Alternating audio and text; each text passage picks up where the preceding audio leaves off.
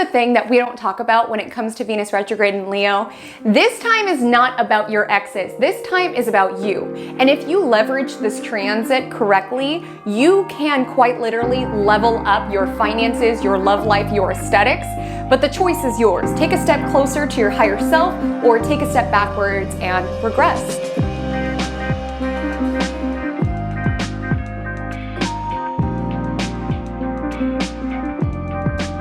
Hi, my name is Haley Comet and welcome to my cosmic corner of the internet where we discuss all things astrology, and today all things Venus retrograde in Leo 2023 and you. Big emphasis on the and you piece of that, because so often when we talk about Venus retrograde, we diminish it to, oh, your exes are going to come back. And don't get me wrong, you will be hearing from people from your past.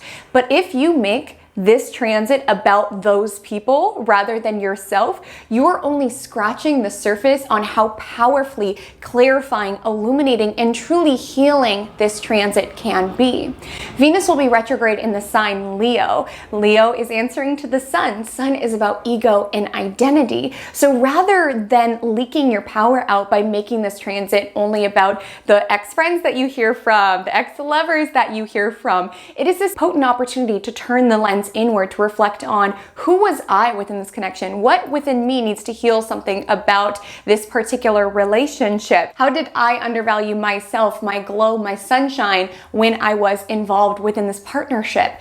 And when we talk about retrogrades, it's always a flip of direction. So when we say that a planet is retrograde, it's not that it's literally moving backwards through the sky. That's not how astronomy works. But from our vantage point here on Earth, in comparison to the fixed stars behind it, it appears as though Venus, the planet of love, beauty, and money, is moving backwards in degrees. So rather than moving externally with our focus upon the future, it's more so a call to deal with, handle, and heal from the past. As well as, rather than being focused on our external world, it flips the direction to exploring our inner cosmos. It is really this call to reflect on, what situations did I undervalue myself in? It's really this call to observe, where have I diminished my own confidence or been involved in connections that wanted me to have my confidence diminish? Where have I not been true to myself in my style, in my relationships, and how I earn an income? And how can I free myself to step into my most authentic version? These are all questions to ponder as we navigate Venus retrograde 2023. Will it create some hiccups in the arenas of love, beauty, and money? Absolutely. We'll dial into everything that you want to know. But firstly, I really want you to be intentional, to use this transit as an opportunity to look inward, to reflect, to contemplate your values, to contemplate your confidence, and how you can move forward shining even brighter than before. This is really glow up, level up energy, okay? But it's up to you how it is that you utilize this transit. So we will be breaking down the collective implications of Venus retrograde in Leo, what you need to be conscious of as you navigate this transit, because there are certainly some do's and don'ts. We will talk about all of the different buckets of where this transit can impact your life, so how it will impact your love life, how it will impact your finances, how it will impact your beauty rituals, your style, so on and so forth. And then we'll take it sign by sign, house by house, to see which life arenas will be up for review for you this Venus retrograde in Leo. So what aspects of your life you are reworking and recalibrating in order to shine brighter, in order to be your most authentic, your most radiant self.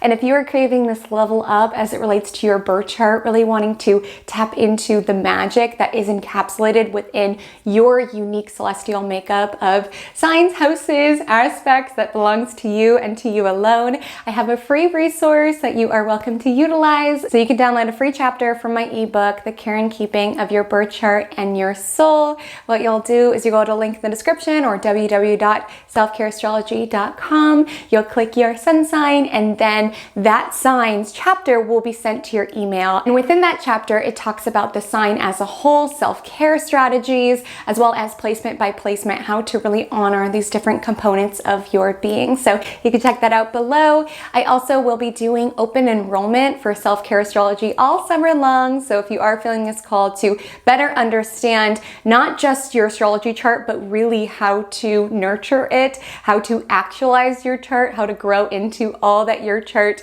indicates that you will be, I deeply recommend checking out my offerings on www.selfcareastrology.com. I have 2 courses. One is a 4-week Luminary of Self-Care course in which we take a really deep dive to the moon, and then we have the 8-week self-care astrology course in which we take it through the entire birth chart, and not just understanding the foundations of astrology, but really how to anchor into and really up-level your birth chart. So you could check that out below. It's rolling admission, so you can jump in anytime this summer that you'd like, and then we'll finish off the summer with some group classes to connect on different celestial themes. So there's options for one-on-one support, there's options for voice memo support, or if you're craving more of a self-study pace, that is available to you. You have lifetime access to the online content. It's there as a resource, and once you are in the container, you will forever be invited to the group classes that I do. So I do group classes typically like once every 6 months. So if you've already moved through the program, you'll be getting invitation to the classes I'll be doing in August,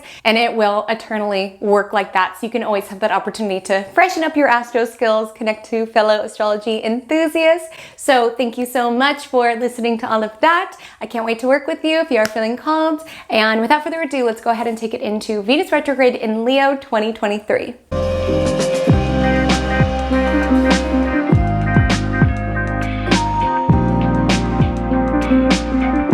So Venus, the planet of pleasure and leisure and value, will station retrograde in the sign Leo July 22nd, and they'll continue moving in retrograde motion until September 3rd. So those are the times that I would say it's more so like red light energy as it relates to doing anything new around Venusian affairs. So I would not try a brand new haircut, because Venus Beauty, something you've never done before, dyeing your hair a brand new color. I would not recommend proposing to someone, starting this new chapter within your relationship. I would not recommend doing something drastically different with your money situation. And the reason we advise this during retrograde periods is because essentially the events that come up around love, beauty, and money during July 22nd to September 3rd will be reviewed, because Venus will pass those degrees again, or has already passed those degrees. There's this energy around, oh, I dyed my hair this new color, and then you might have to redo it. Or, oh, we made this new financial decision, and now there's issues that we have to rework. Or, oh, I proposed to you, and now we're contemplating if that's really the right move. There's just this energy where during this time, I would stick to things that are ongoing, things from the past. It can be brilliant as it relates to reworking, recalibrating, reflecting. All of those prefixes are super helpful. So for example, let's say you have this new beauty style that you want to do that you used to. You're like, I used to have purple hair and I loved it. You're totally fine to do that. That's something that you already know that you like. Let's say there's somebody from your past that you miss and you want to give it another shot. It can be a supportive time for that. Now, make sure you listen to the Venus Retrograde and Love portion, because I have a lot of thoughts on that. But yes, there is this energy around handling matters from the past and redoing them, whether that shows up within our beauty, within our money, within our love life. Those are not the only dates to be conscious of though. The shadow period will extend from June 19th to October 7th. So that is yellow light energy. So July 22nd to September 3rd, that's red light energy. By no circumstances should you do anything brand new around Venusian affairs during that time. Now the wider window, June 19th to October 7th, that is yellow light. It's a time to be cautious. And what a shadow period means is that Venus is either going through territory that it will eventually repeat, that's the pre-shadow retrograde, or it's moving through degrees that it has already visited. That's the post-shadow retrograde. So those are the dates that really the story begins. I want you to be conscious, because in the pre-shadow, it's a time in which the themes are beginning to be introduced around what it is that we will be working with this Venus retrograde. So keep your eyes open in regards to the people that you hear from, in regards to the financial opportunities that come your way. You might be getting hints and foreshadows around what your work will be this Venus retrograde.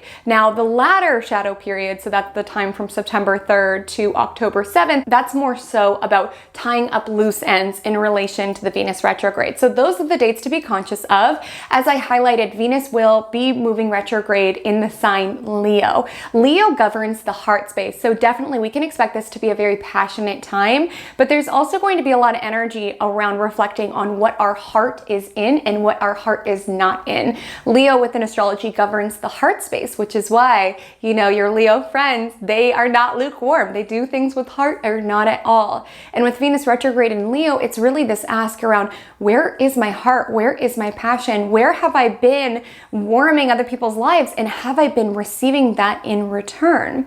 And I say that because Leo is ruled by the sun. And if we just think about the sun, like it gives us warmth every single day. It rises every single day. And you know from your Leo friends, they really pour love into those that they adore. And with Venus retrograde in Leo, there absolutely can be some reflecting upon, wow, I'm so generous. I pour so much love into all these people. Am I getting the same in return? Or reflecting if it does feel equal, if you feel taken advantage of or anything of that nature can absolutely be a theme during this Venus retrograde in Leo. Now, Leo is also about our own self-expression, how it is that we radiate our light. So a lot of us during this Venus retrograde in Leo will truly be reflecting on what charges up our life force and how we need to make shifts within our life in order to have more times in which we are replenishing our energy levels, in which we are fueling our joy, our optimism, what it is that makes us shine, what it is that makes us happy. Leo is a very heart-centered, playful energy. So with Venus retrograde in Leo, a lot of us will be doing some inner child work during this time, or at least encouraging activities within our life that are purely for the intention of making ourselves feel good, of charging up our life force, of allowing ourselves to shine even brighter. And that's where we get into the level up opportunity of this Venus retrograde in Leo, because a lot of us will be reflecting on where we have been selling ourselves short, where we have not been showing up into our lives as the royalty that we are, where we have been involved in contracts and relationships that have diminished our value or not seen our true shine. And there's really this energy around pouring into yourself. There's a big self-love energy with this Venus retrograde around pouring into the things that make you happy and leaving this period shining even brighter, being even more confident of the person that you are, breaking through what other people have tried to tell you that you are. And Leo is ruled by the sun, so it's such a warming influence, right? It's such a heart-centered energy. It's such a main character energy. I mean, Leo is a sign that's ruled by the sun, which is in the center of the solar system. It's very much a transit about reflecting inward on how it is that we can step into our main character energy, how it is that we can step into the version of ourselves where everybody looks at us and is like, what changed? You're holding yourself differently. You're holding the air differently. You're carrying yourself differently. You're glowing from the inside out. What changed? What changed? And you're going to say, I utilize this Venus retrograde to glow up, to review everything in my life that was diminishing my shine, diminishing my radiance, and really poured self-love into myself. Like that is quite literally what people will be saying about you after this transit, if you lean into the opportunities of it. But let's explore a shadow side of Leo energy, because on its shadow side, yes, even the sun can have a shadow, especially the sun can have a shadow if you really think about it. But when you think about the shadow side of Leo, it is an archetype that can be associated with attention seeking and perhaps even being arrogant. And what we misunderstand about arrogance is that oftentimes it's not rooted in somebody who truly has delusions of grandeur, like truly thinks that they are the best thing ever. I mean, that can be the case sometimes, but a lot of times when someone is like, look at me, tell me how great I am, tell me how great I am, that's rooted in insecurity. They need that external validation because inwardly they feel a little shaky. They feel a little uncertain. And that's what a lot of people don't understand about Leo energy and its shadow expression, that a lot of times when they need a lot of validation, need a lot of attention, it's not rooted in, I think I'm the best thing ever. It's rooted in, am I am I good enough? Can you tell me that I'm good enough so that I believe it? Because inwardly I don't necessarily. And maybe you're kind of in that energy right now. Like maybe you're kind of in your lizard era where you need the sunshine from an external force to give you warmth, to charge you up. You need positive feedback from your clients. You need positive feedback from your bosses. You need positive feedback from the people that you date in order for you to feel good enough. And then that charges you up for a little bit. And then after some time, you're craving more and more and more from external forces because you're not necessarily cultivating it on your own.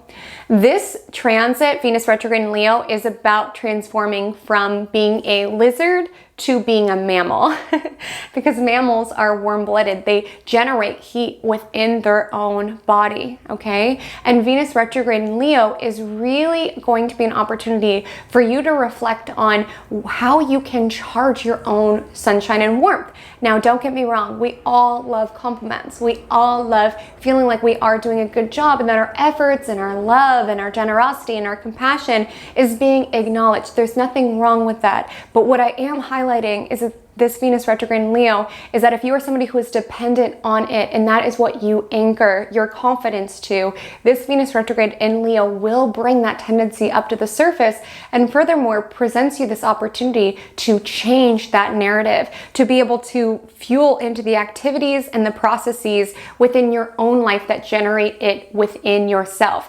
Because true confidence is not needing everyone to like you. True confidence is being fine if they don't.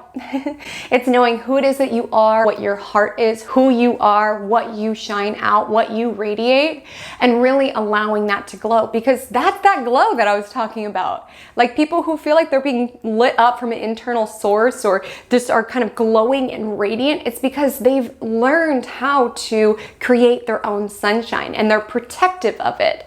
So Venus retrograde in Leo is that opportunity to cultivate your own sunshine from within as well as protect it, because I will let you know there will be some people wanting to siphon your sunshine during this time. And that's why it's so important to be cautious of Venus retrograde, because you will hear from people from your past, okay? That's all I'm saying, especially if you're one of the signs that has this going through people houses within your chart. There will be people when you're cultivating your own sunshine who want a piece, right? Who want to tether to you and latch onto you. There will be people who will say, oh, you're so self-centered, you're just doing your own thing rather than hanging out with all of us. Like again, you need to be protective with your life force energy. You need to be protective. You need some of that, okay? You cannot be constantly funneling it out, because I feel a lot of people with Venus retrograde in Leo, a lot of people are going to really be review where their heart has just been giving and giving and giving and starting to finally pour into yourself. And that makes you even more magnetic, okay? So you're gonna have to be conscious, because not everybody who slides in the DMs that you see in your dreams or however these people are reaching you during this time,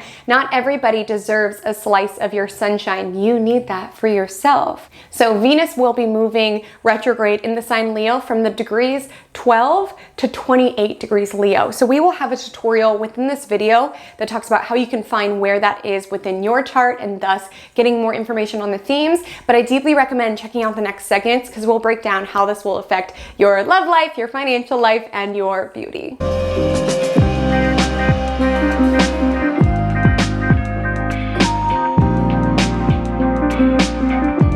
Okay, listen up. Venus retrograde in Leo is going to be the level up for your love life. Whether you are single, whether you are talking to somebody, whether that you are in a committed relationship, this you will, if you do the work, you will leave this period having more clarity and illumination around what it is that you want within a connection, how much your heart is in your current connection, what it is that you want from a relationship, the who you want to be within a connection. You will have clarity of all of that, but it will not be an easy journey, okay? Firstly, I want to speak to the individuals who are single and who are calling in love.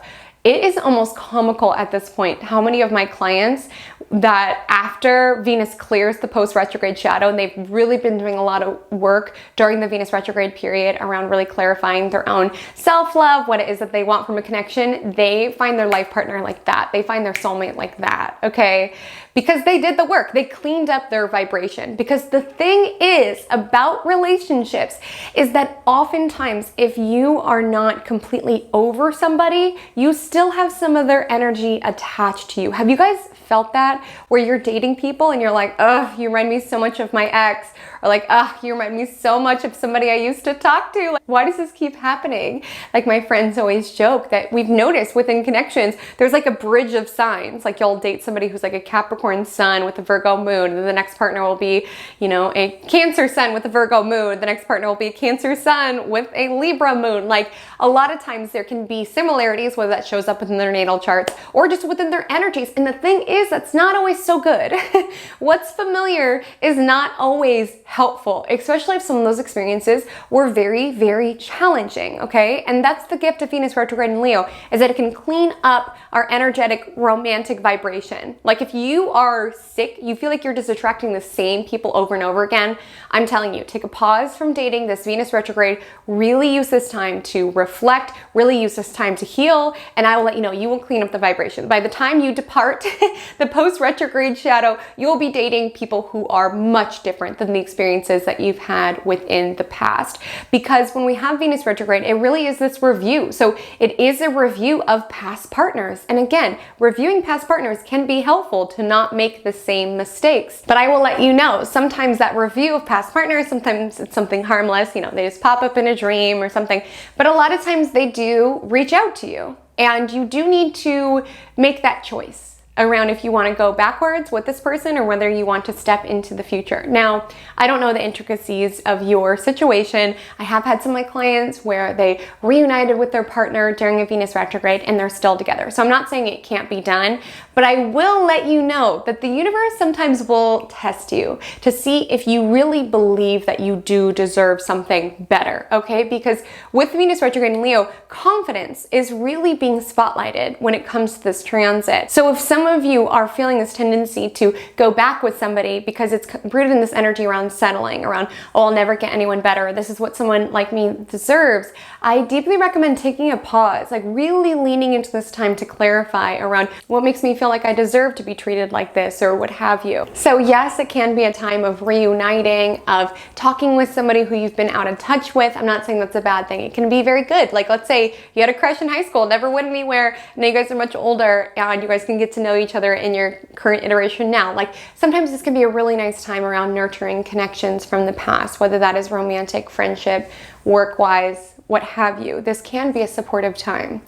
But I do want you to be conscious, because I definitely think sometimes the universe tests us on whether we are truly ready for the change that we are embarking upon, right? So if you are doing some work around healing your ex, you might hear from that person or meet somebody who exhibits the exact same red flags. That can be the universe testing you around, are you ready to truly believe that you do deserve something better? Are you ready to truly choose yourself? So all I'm saying is be conscious of that as you navigate this period and really pour into yourself, really pour into what charges you up. I'm telling you, that is what makes you magnetic. This is not a time to chase. Like the sun just glows and all of the planets revolve around it, right? So this is a time to fuel your own glow, to do things that make you feel confident and strong and empowered, and to really like sink into your queen energy. Like Leo is the archetype of the king, archetype of the queen, so anchor into your king energy. Like I am telling you, the most attractive person is someone who's not chasing. They just glow and they allow the planets to revolve around. Okay, so that would be the energy that I would recommend stepping into during this time. And you could date if you wanted to, if you find it is helpful in clarifying what it is that you want, what connections allow you to shine within your true radiance, which connections do not afford you that same ability. But I would be mindful not to officially start a new connection until Venus does clear the post-retrograde shadow. That would be my advice anyway. So now I want to talk to my committed love. So if you are in a relationship, this time will test on whether or not you feel you can be truly yourself within this connection, okay? There is elements of this Venus retrograde in Leo that are a bit rebellious. Venus will conjoin Lilith throughout its retrograde journey, and it will square Uranus throughout its retrograde journey. And the energy of Venus meeting up with Lilith, let's start there. So Lilith within astrology is essentially an archetype of the wild, the wild dark feminine. It's essentially essentially the part of us that refuses to submit or refuses to be subservient. So there is this energy where if you are feeling undervalued within your connection, if you feel like somebody is not valuing your contributions, there's almost this rebellious energy around, fine, you do the dishes then, or like, fine, you handle dinner, I'm gonna go do me. Like there's this energy, especially with Venus squaring Uranus, where if you are in a connection that you feel like is not valuing you, there's an energy around wanting to withdraw and kind of do your own thing. I'm not saying necessarily a breakup. It could be that for some people, but I will say with Venus meeting up with Lilith, you're really not going to want to be controlled during this time or tamed or told who to be. You're really pouring into yourself. Again, all of what I said about self-love stands, even if you are currently in a connection. Like there is this energy around withdrawing from anything that's trying to tell you what to be or what to do. There's just this energy around, F it, I'm gonna do my own thing, because I will let you know, I mean, I'll be totally forthright. I'm not married. I don't have any children, so I'm in a different life stage than a lot of different people. But I will let you know that your ideal partner should not be telling you what to wear, what to do. I've definitely been down that road within past partners that I have had.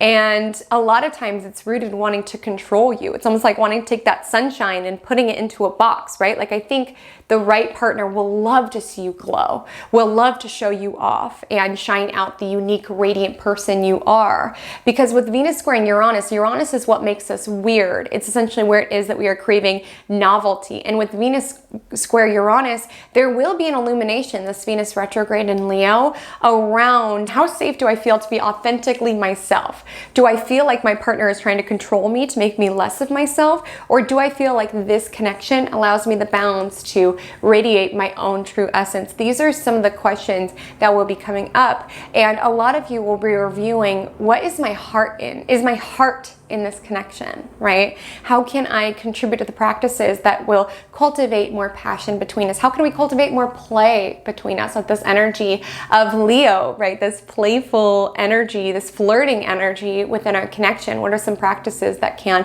support us? How can we spice things up, okay? With Venus meeting up with Lilith and squaring Uranus, maybe it's doing something different, trying some new stuff, going some new places, doing something different within your connection. If you do feel like you've been in a rut, because every relationship has ups and downs. There's times where you guys are super flirty and cuddly, and then times where things are a little more icy, right? That's absolutely normal. But with this energy of Venus retrograde, it's really around getting yourself out of a rut in your connection, infusing it with some playful, like kind of fun, spontaneous energy, perhaps with the square to Uranus, as well as this will only be a message for a couple of you, but some of you will be doing some work to heal your connection in some way. Maybe past fights that you guys have, you know, those like sticky conversations that come up where it's like, okay, we just won't talk about that any longer, right? That's just going to go into a box of things that we don't talk about because you're there and I'm here and there's like no in between, right?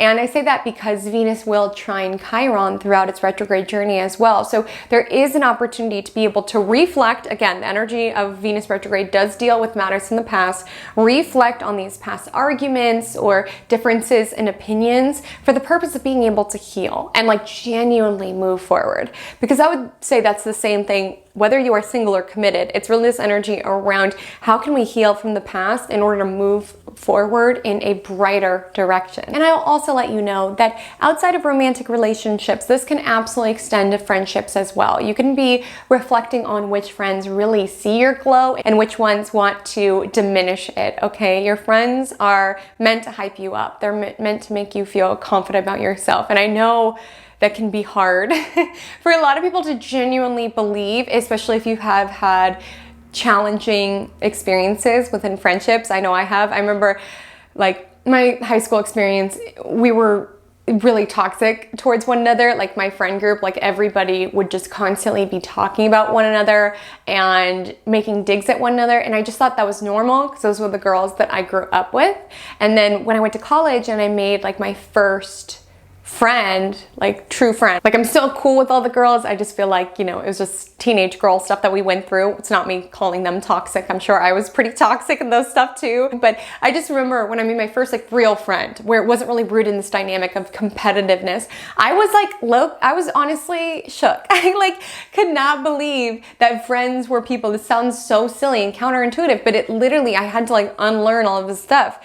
I could not believe that friends genuinely wanted to see you shine and do good, because like within my friendship group, it was like everybody would constantly be talking down one another's wins or one another's successes. When I had a friend who would just like cheerlead me and hype me up and love to see me happy and living and doing my thing, it was such an unfamiliar dynamic to me that I almost doubted it a little bit. And like since then, I mean, my friendship group, I feel so blessed. I feel so blessed to have the friends that I have, like genuinely so much support, hype me up. They'll check me if I'm wrong. Like they never fail to check me when I am not thinking straight or I'm not making good decisions. Like, you know, friends will, you know, call you out, hold you accountable for stuff. That is what a friend does.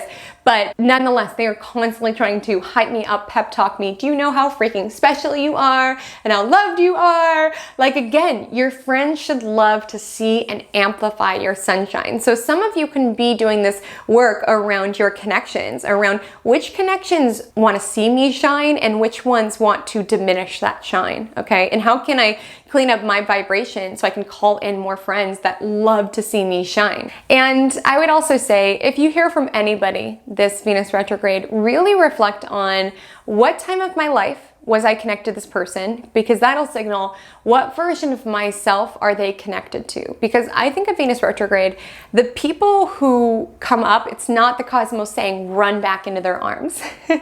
It is not the cosmos saying you are meant to be with this person. Okay, no. It's more so a cosmic cue around what within you needs to be healed. So if you hear from a friend from high school or what have you, ask yourself, have I healed from those high school frenemy experiences? Like what within my inner teenager is still in need of some closure within that connection? If you hear from an ex-situationship that you knew in your 20s or something, taking that moment to reflect upon, how did that person make me feel? How did that person inform what it is that I want? Or furthermore, for a lot of cases, what it is that I don't want? Who was I? Because again, Venus is answering to the sun. So it's like, who was I within that connection? Because sun is associated with ego and identity. Who was I within that connection? And what within that version of myself needs to be healed for me to be able to move forward from this situation? And it's not always like toxic situations. You know, you could hear from a friend, have a great time reminiscing with them. You could hear from an ex-situationship and have a great time hanging out with them. Okay, I'm not knocking it.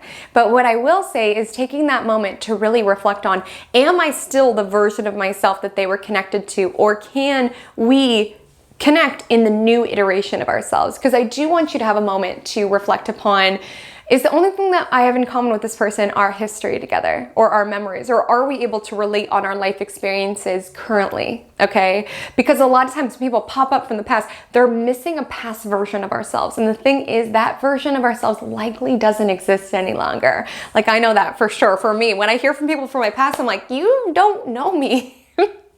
You don't know me any longer. I've gone through a couple different rebirths since you knew me. And it's no hate, it's nothing wrong. It's just more so saying, with this energy of Venus retrograde in Leo, it's more so saying, are they connected to that past version? And will I feel tempted to regress, to revert to that version of myself? Because like I said, that is a real temptation during Venus retrograde, is to slip back into old patterns, old connections, old relationships, rather than just learning from them, right? So I do want you to be conscious around restarting a friendship where all of a sudden you're slipping back into bad habits around talking bad about the people you guys know, and you're like, wait, this is not who I am any longer. I do want you to be conscious of that. I also want you to know, a lot of times you will hear from these people, take it as an opportunity to reflect, to learn. You could see them in your dreams, you could run into them. Their energy can be made apparent within your world. I want you to know that sometimes people do not want you, they want your energy. They want your attention. Like I was saying with the sunshine and the energy part, okay? You can be magnetic when you are doing the work, when you're pouring into yourself, when you're in your self-love mammal era, okay? I'm telling you, so many people will pop up. You're like, who are all these people? Why are you guys all want to talk now? Because it's magnetic and you've tapped into that. And a lot of times people can just want your energy. They can just want your attention. They don't always necessarily want you and are wanting to see you thrive and you shine, okay? So, and a lot of times people who pop up during Venus retrograde, it's like they can't decipher good attention or bad attention. They just want your attention because to them, when you pay attention to them, they feel more important, okay? They feel validated or vindicated in some ways. So again, it could be harmless. It could be you just running into somebody, right? But I do want you to take a moment and be like, do I want to put my energy here, right? Do I feel like that energy is being given back, or are they just taking and giving me nothing in return? Those are some questions to ask around Venus retrograde and love and relationships.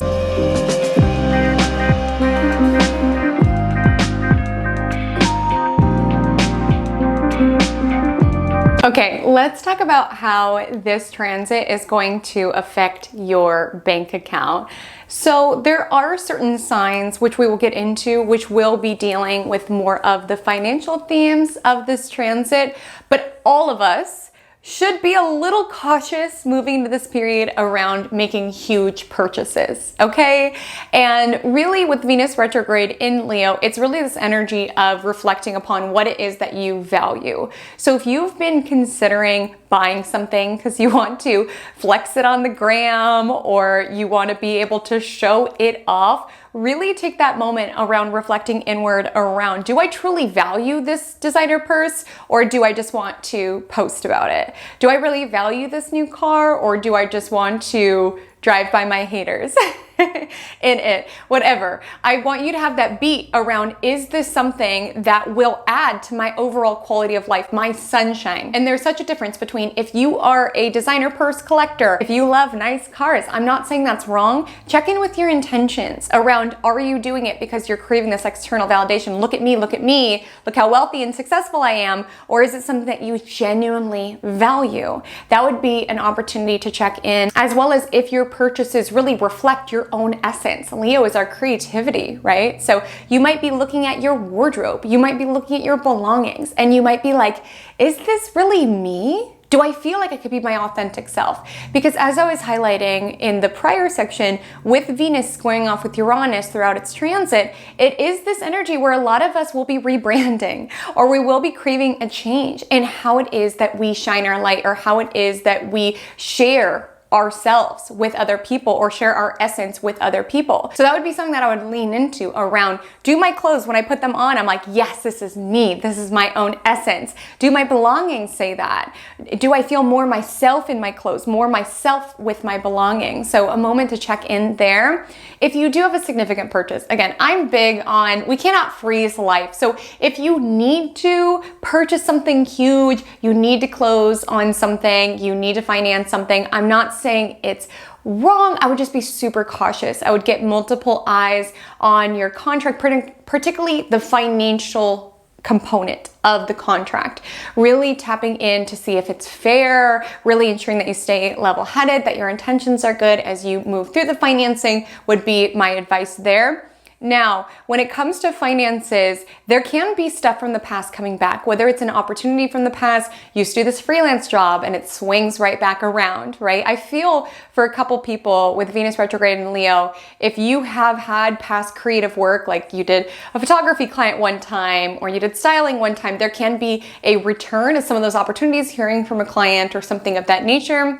On the bright side, sometimes there could be an invoice that you forgot to send, or a check from the past. It's like, hey, we tried to send this check, but it got sent to your old address. So here's a check from a job that you worked a year ago. And it's like, sweet. That can absolutely be a possibility with Venus retrograde. It can also be bills from the past rearing their ugly head, like your hospital bill being like, what's the deal? We haven't received any money. And you're like, I didn't get a bill, and something had gone wrong. Like, again, money surprises can absolutely come up, especially with Venus squaring off with Uranus during its transit. So that's something to be cautious of.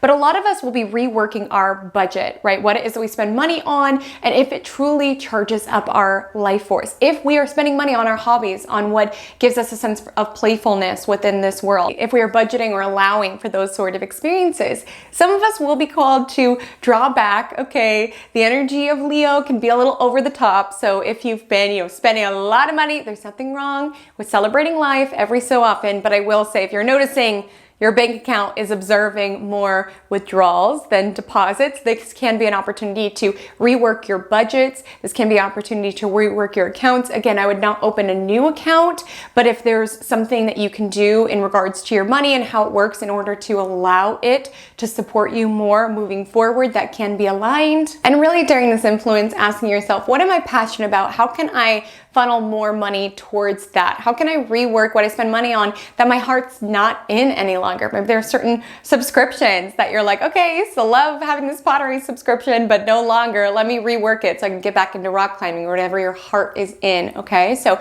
this can be an opportunity to rework your money from that perspective, as well as rework your relationship with money, or at least reflect upon your relationship with money, okay? Because with Venus answering to the sun of ego and identity, how have you let your financial situation impact how it is that you view yourself?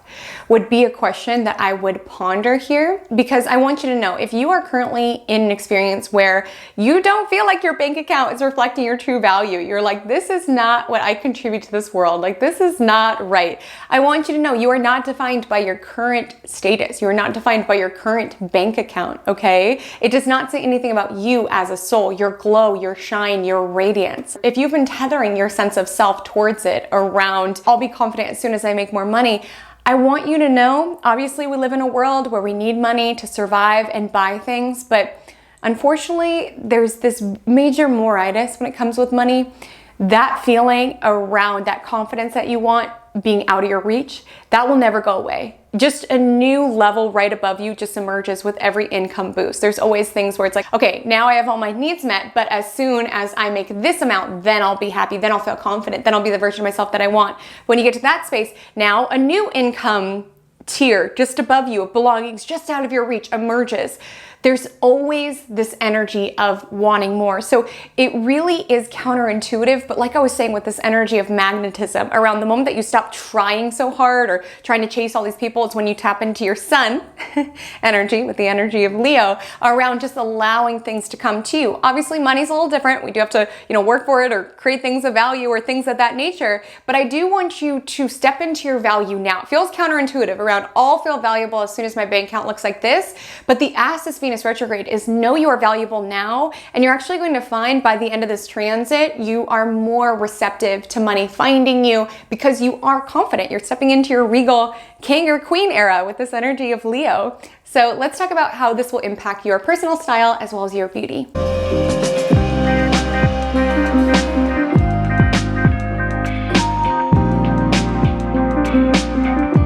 How will this transit affect your personal style as well as your beauty? This can be a time of really reflecting on what is beautiful to you. What is valuable to you? Because I will let you know that beauty can be cultivated. And you might be listening to this and be like, not me, I'm not beautiful. No, what beauty is all about is when your soul and your outward appearance feel aligned. That's when someone is glowing and when they are radiant, and why we see so many different aesthetics and people pulling it off and looking so stunning when they do so. Like, I walked by a girl yesterday, she had tattoos literally all over her body, had all of these piercings, and she just pulled it off. It was just her.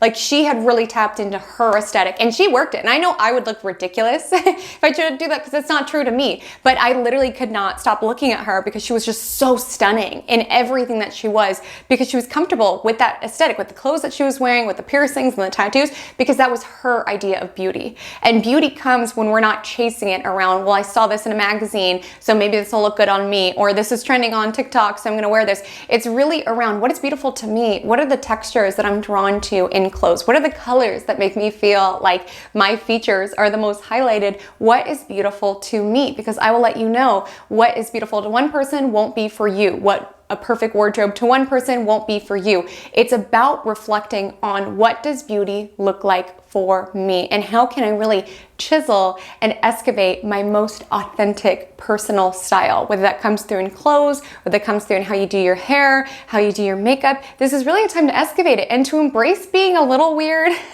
I will say, because Venus does square Uranus throughout its journey. I will let you know though, in the spirit of being weird, typically with Venus retrograde, it's more so about beauty or haircuts or hair dyes or what have you, or styles that you have done in the past. So I would not recommend dyeing your hair green if you have never done it before. If you remember, wow, it was so cool when I was in high school, I had those pink streaks and I felt so good about myself, this might be an opportune time to go back and integrate some of those versions. Of course, the updated version now that you're older, but to integrate styles that you know that you have liked, or styles that are tried and true to your spirit. This can be a time of reflecting around what colors and what textures make you feel more like yourself. This can be a time of reviewing your wardrobe, because that's how I know when it's time for me to get rid of some clothes or donate some clothes, is when I put them on and I just don't feel confident about myself. Like there's just like an energy sometimes where you're just like, oh, get this off of me. Like that can be a sign. Like just as we were asking, what relationships make you feel like more of yourself versus less of yourself? Which clothes, when you are in them, you're just like, yes, this is me. This makes me feel so good. This makes me feel so true to myself. I'm ready for the day. You might be saying, Haley, Comet, I don't know. I don't really have that many clothes. Get creative, okay? Get creative with the clothes that you already have. If you guys watch Magic Monday, you know I do some weird stuff. Wearing skirts as tube tops. I wore a scarf as a halter top. Sometimes you gotta get creative, play it up, get a little weird. That's what I mean by Venus square Uranus. Get a little weird with the belongings that you already have. And I would be conscious if you are making a significant investment, okay, around this time, because the energy of Venus retrograde, we can have to review or redo the things that we purchase. So you could buy the designer purse just to find out that something's wrong with it, or buy the Chanel shoes just to find out that you actually hate them, or something of that nature. I would not, personally me, again, we're all living our own lives, and I don't want you to cancel anything that's already underway, okay? I'm very big on using astrology as a tool, but understanding we are human beings that have free will. You can do whatever you want. If you are on the fence about whether or not to schedule a plastic surgery appointment during this time, I would hold off, especially during the actual Venus retrograde dates, July 22nd to September 3rd. If possible, try to hold off around those dates. Obviously, beauty rituals, appointments, probably a lot of you will have to have them during that time. If possible, if you could, before July 22nd, after September 3rd. Ideally would be not in the shadow either, but it's not a perfect world. We can't always make that do, because you can find there can be something that you need to redo. Get your nails done and something chips. Try a new style, you hate it, you have to fix it. Something of that nature, okay? But if you do need to get something done, just be cautious. Maybe stick to style or something that you know looks good on your nails. Maybe really, really research the surgeon, things of that nature. Because I just want to highlight, it's not a health concern necessarily. Venus is all about beauty and aesthetic. So there just could be something where you're not totally happy with the aesthetic or the result that you achieve with any sort of beauty ritual or surgery scheduled during this time. So that would be something that I would be conscious of. But truly during this time, really reflect on what makes me feel the most beautiful and how can I really chisel and excavate my own authentic style. Like I'm telling you, with Venus meeting up with Lilith and squaring off with Uranus, don't be afraid to get weird with it, okay? Don't be afraid to allow people to look at you. Like I think with Venus retrograde in Leo, we are really reframing our visibility and like people staring at you. Like I used to get so uncomfortable, like why are people looking at me? But if you think about energy and what celebrities do, because I mean, we look at celebrities a lot and we throw a lot of energy their way, and what they do is they alchemize that into a source of power. Like attention and visibility can be alchemized into a source of power.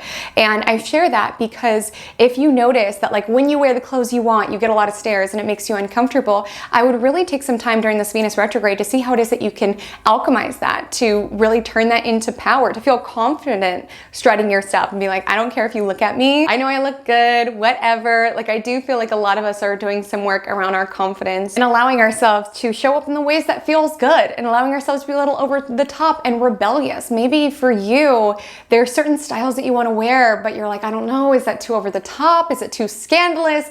All I'm saying, with Venus meeting up with Lilith and squaring Uranus, embrace weird, embrace scandalous, embrace whatever makes you feel like your most authentic, actualized, empowered self, okay? That is the personal style that you should chisel and work to this time.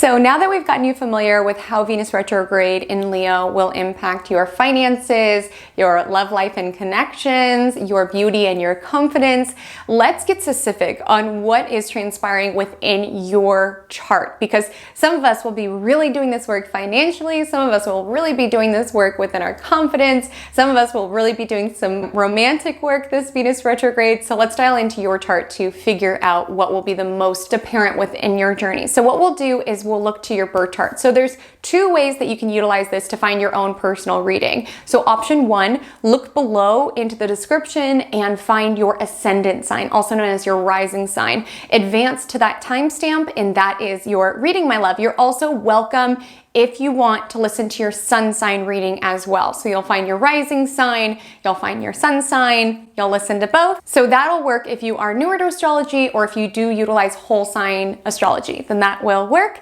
Or if you use Placidus, I do as well. It is a little bit more tricky, but I'll walk you through the entire process and I'll show you visually everything that I do to figure this out. So if you want to figure out where exactly Venus will be transiting throughout her retrograde journey, go to astro.com and get your personalized circle chart after you fill in your information. You will need an exact time of birth. Step one is I want you to find the Leo sector of the chart. It is red in astro.com. So amazing, great. I'm circling it on screen. So from line to line, this is the Leo portion of your chart. So from that little piece, you can just go to the numbers in the middle. So we see within the example on screen that Leo symbol expands from the 8th house to the 9th house. So you can either just listen to both of those readings and take whatever resonates, or we want to see where exactly 12 to 28 degrees Leo is within your chart, as that is where this retrograde will be concentrated in. So first step, you'll want to find the portion of Leo that borders the Cancer symbol. So I'm circling the Cancer symbol on screen. It's blue.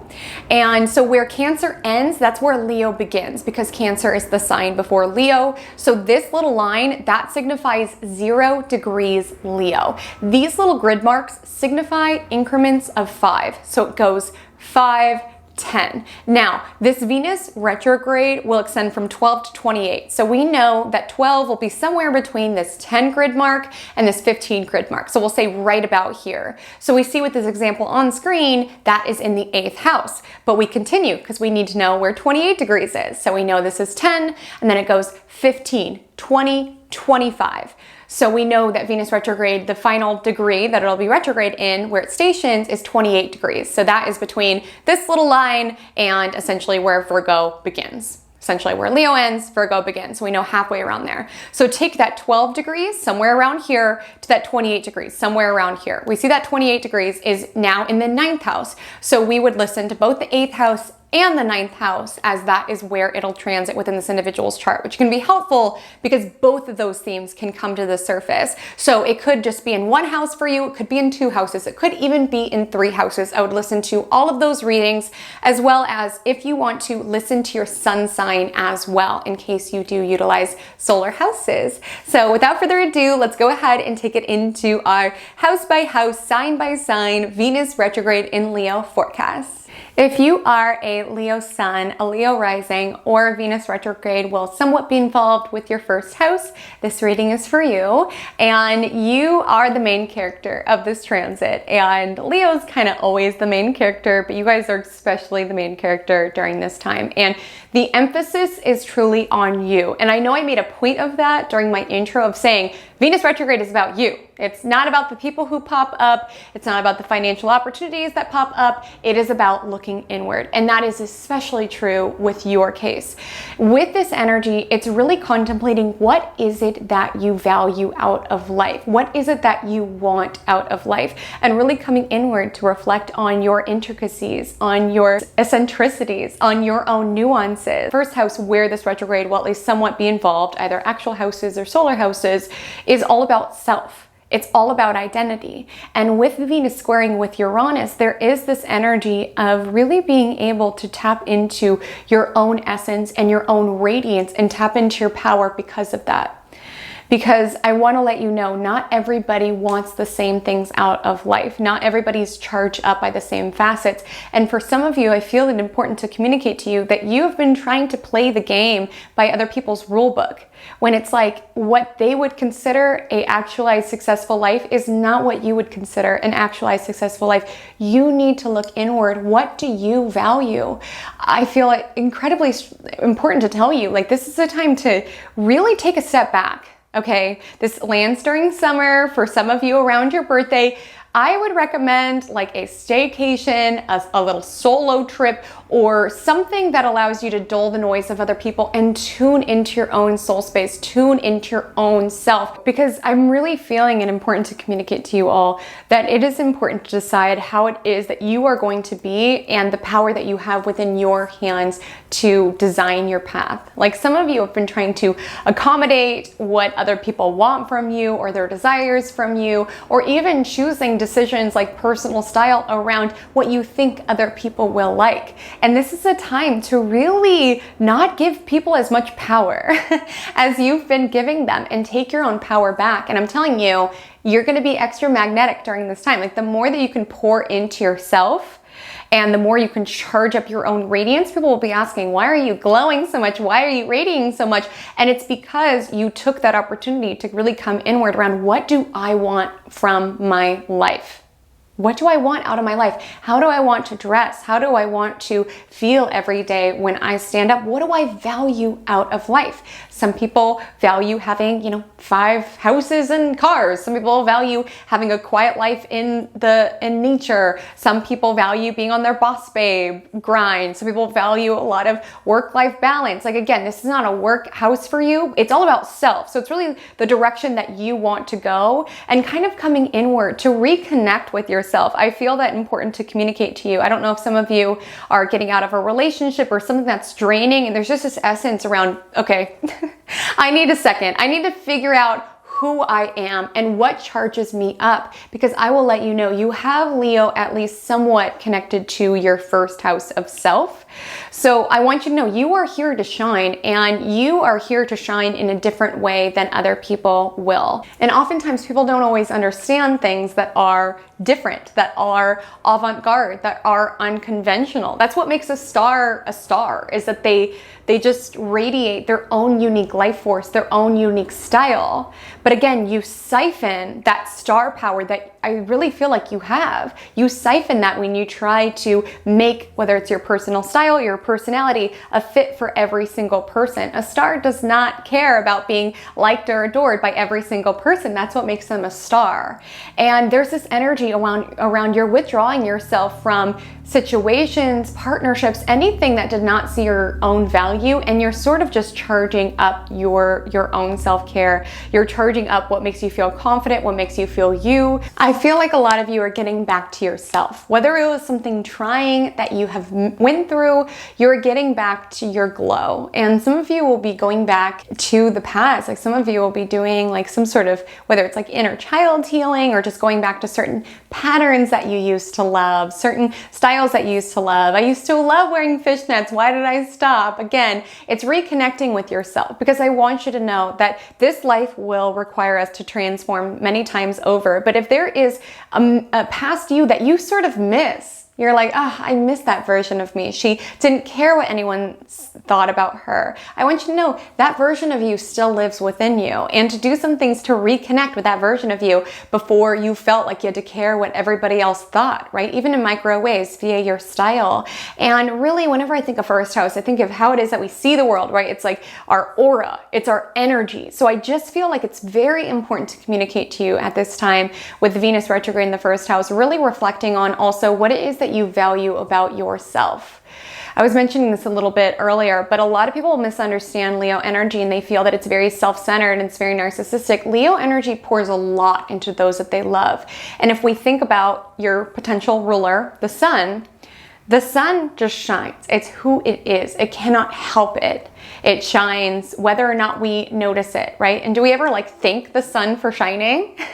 Do we ever thank the sun for shining? Like a lot of times when we're in that energy, that lizard energy that I was talking about earlier around craving a lot of validation and attention from other people, it can signal that in terms of our own personal confidence, we aren't feeling our own glow. We don't understand the amount of warmth and light that we are exuding. So we need other people to affirm. Am I shining bright enough? Am I warm enough? Am I all the things? This is a time to really just tap into your star power. Sun is a star, okay? Tap into your ability to just shine out your own unique style, your own unique radiance, to do things that charge up your life force. I'm telling you, you're going to emerge from this time extra radiant, extra magnetic. Some of you could be reflecting on your personal style. Certainly, definitely be cautious when it relates to doing anything too wild or too drastic, but definitely reflect on what makes me feel like more of myself and what kind of dims my light a little bit. And even though this isn't a people house and this isn't a work house, this is a you house. So this could bleed into other aspects of your life. I want you to ask, as you walk into work, as you walk into certain connections, does this make me feel like more of myself, or do I feel like I need to hide? Do I feel like I need to dim my light in order to accommodate this person, get on this person's level, okay? With this energy, I'm just feeling for some of you, certainly you'll be having fun and doing things, but I do think some of you will be kind of drawing back your energy a little bit. If there are certain connections where you're like, okay, I'm not feeling valued here, I'm giving you all this warmth, I'm pouring this all into you, and I'm not necessarily feeling it in return, I feel it important to communicate to you all, this would be an aligned time to treat people with exactly the energy that they give you. So again, if you're doing all of this and somebody's only giving you 25%, meet them at 25%. Dole out only what other people are giving you. For some people, I just feel like it's important to really dial in where it is that you've been going above and beyond for other people and not getting the same in return.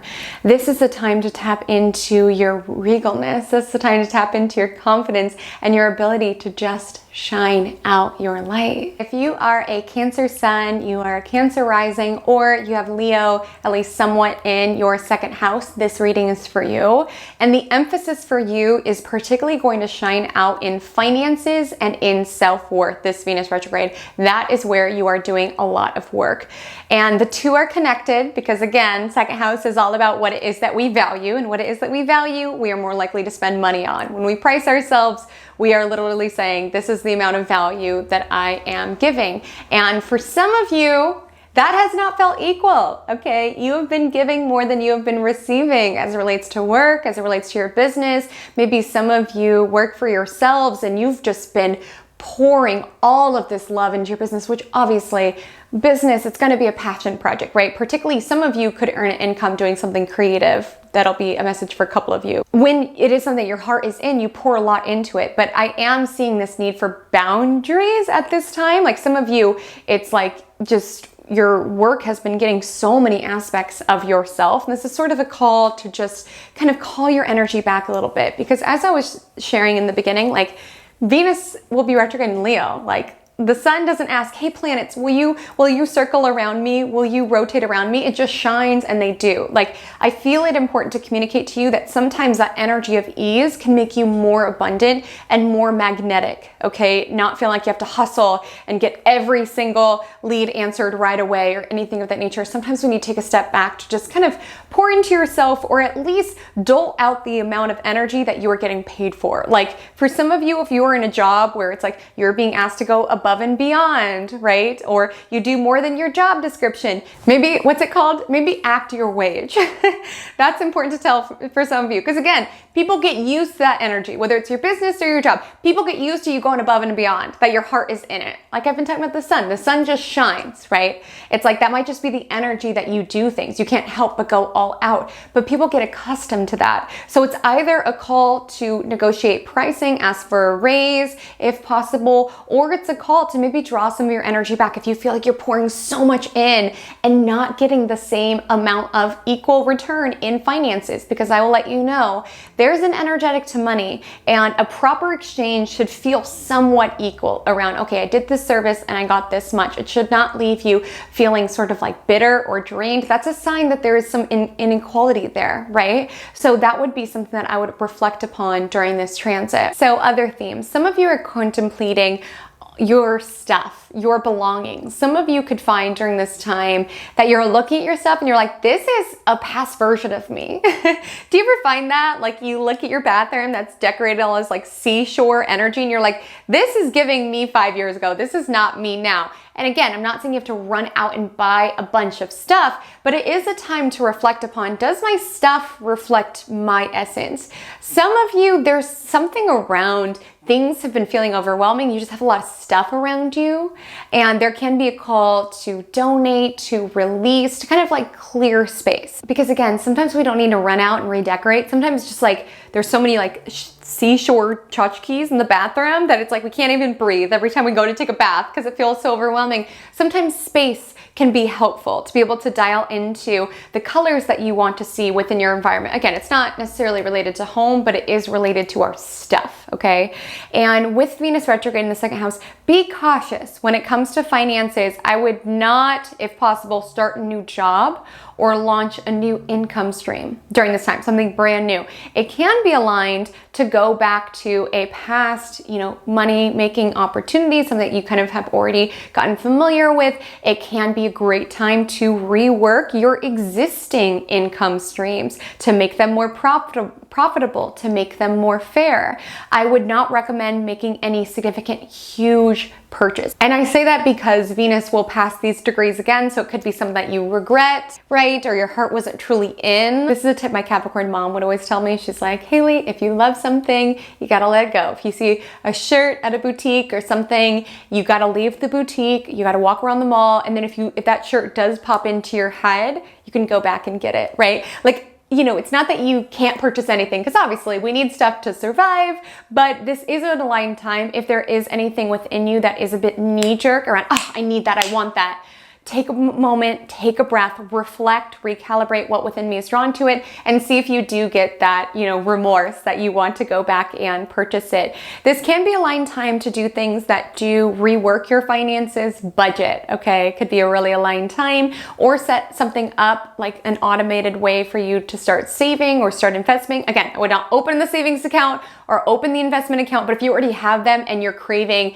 a system that helps you work it more seamlessly to reach your financial goals, this can be an aligned time for that, as well as anything that has to do with whether it's, refinancing or working your money in new ways in order to make it more profitable and for you to have more money to do what it is that charges you up, what you want to pour your sunshine into. And outside of the financial implications, there is a spotlight on your self-worth, my love, okay? There is a gigantic spotlight on your self-worth. I do feel it important to communicate this idea of forgiveness because Venus will trine Chiron throughout its journey. So you could be forgiving yourself, okay? Forgiving yourself for times that you undervalued yourself, times that you stayed in relationships that diminished your confidence, times that you participated in things that are not true to your essence. I feel it important to communicate to you to forgive yourself, okay? Do not allow yourself to be shackled from the past and your mistakes of the past or anything of that nature. Allow yourself to choose who it is that you're evolving into rather than who it is that you've been. With that being said, you might be on this, memory tour around reflecting on the times that you have undervalued yourself, as well as really questioning where is it that you tether your self-esteem to? Because that's the thing about external validation that's so tricky. Is that the moment that you hinge your self-worth on anything outside of you, it's a dangerous game because things are constantly oscillating around us, which I know you all know, my lunar love, since a lot of you will be Cancer suns, Cancer risings, not all though. But there is this energy during this time around reflecting, where do I get my confidence? Is it hinged on my relationships? Is it hinged on my performance at work? Is it hinged on my beauty? Because I'm not putting anything out there. I'm not saying that any of that is going to be taken away, but I am asking you to start cultivating it from within. Start questioning, what do I value about me? What do I love about myself? And cultivating that from within. We all love compliments. We all love positive feedback. We all love hitting successful milestones in career. But at the end of the day, that is just stuff. That is just accomplishments. That is not you. That is not your heart. That is not your soul. I would deeply recommend during this time, make a list of everything you adore about yourself. Write yourself a love letter or do something that hypes you up or allows you to build that fire. build that self-love from within, seeing your own value, seeing the glow that you give this world that other people are very aware of. This will only be a message for a small number of you, but I want to let you know sometimes people want you to not feel confident, okay? You spend more money when you're not confident, right? Buying all of this stuff, trying to feel more confident, right? Wanting that end result, thinking stuff will get you there, which is why I was saying a lot of you guys during Venus retrograde will be really reflecting on how you spend money, how quickly you spend money, and if you can create that gap time to reflect on if it's really something that you love. But again, outside of corporations that want you to not feel confident, so you spend all of this money on stuff that you don't need, sometimes connections within our orbit can want us to feel lesser than, so that they have this element of control over us, or that they aren't threatened by us.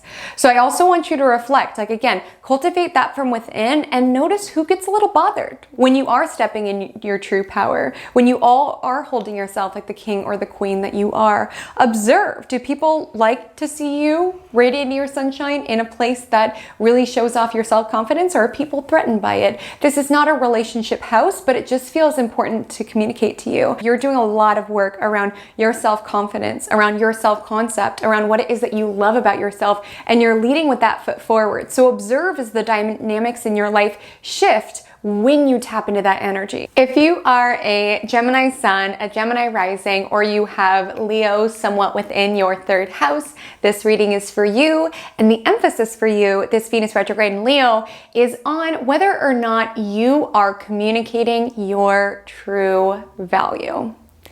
This is going to come to the surface in many different ways. Firstly, I want to say if you are online in any sort of way, this can be a call to rebrand your own self-expression, to make it more you.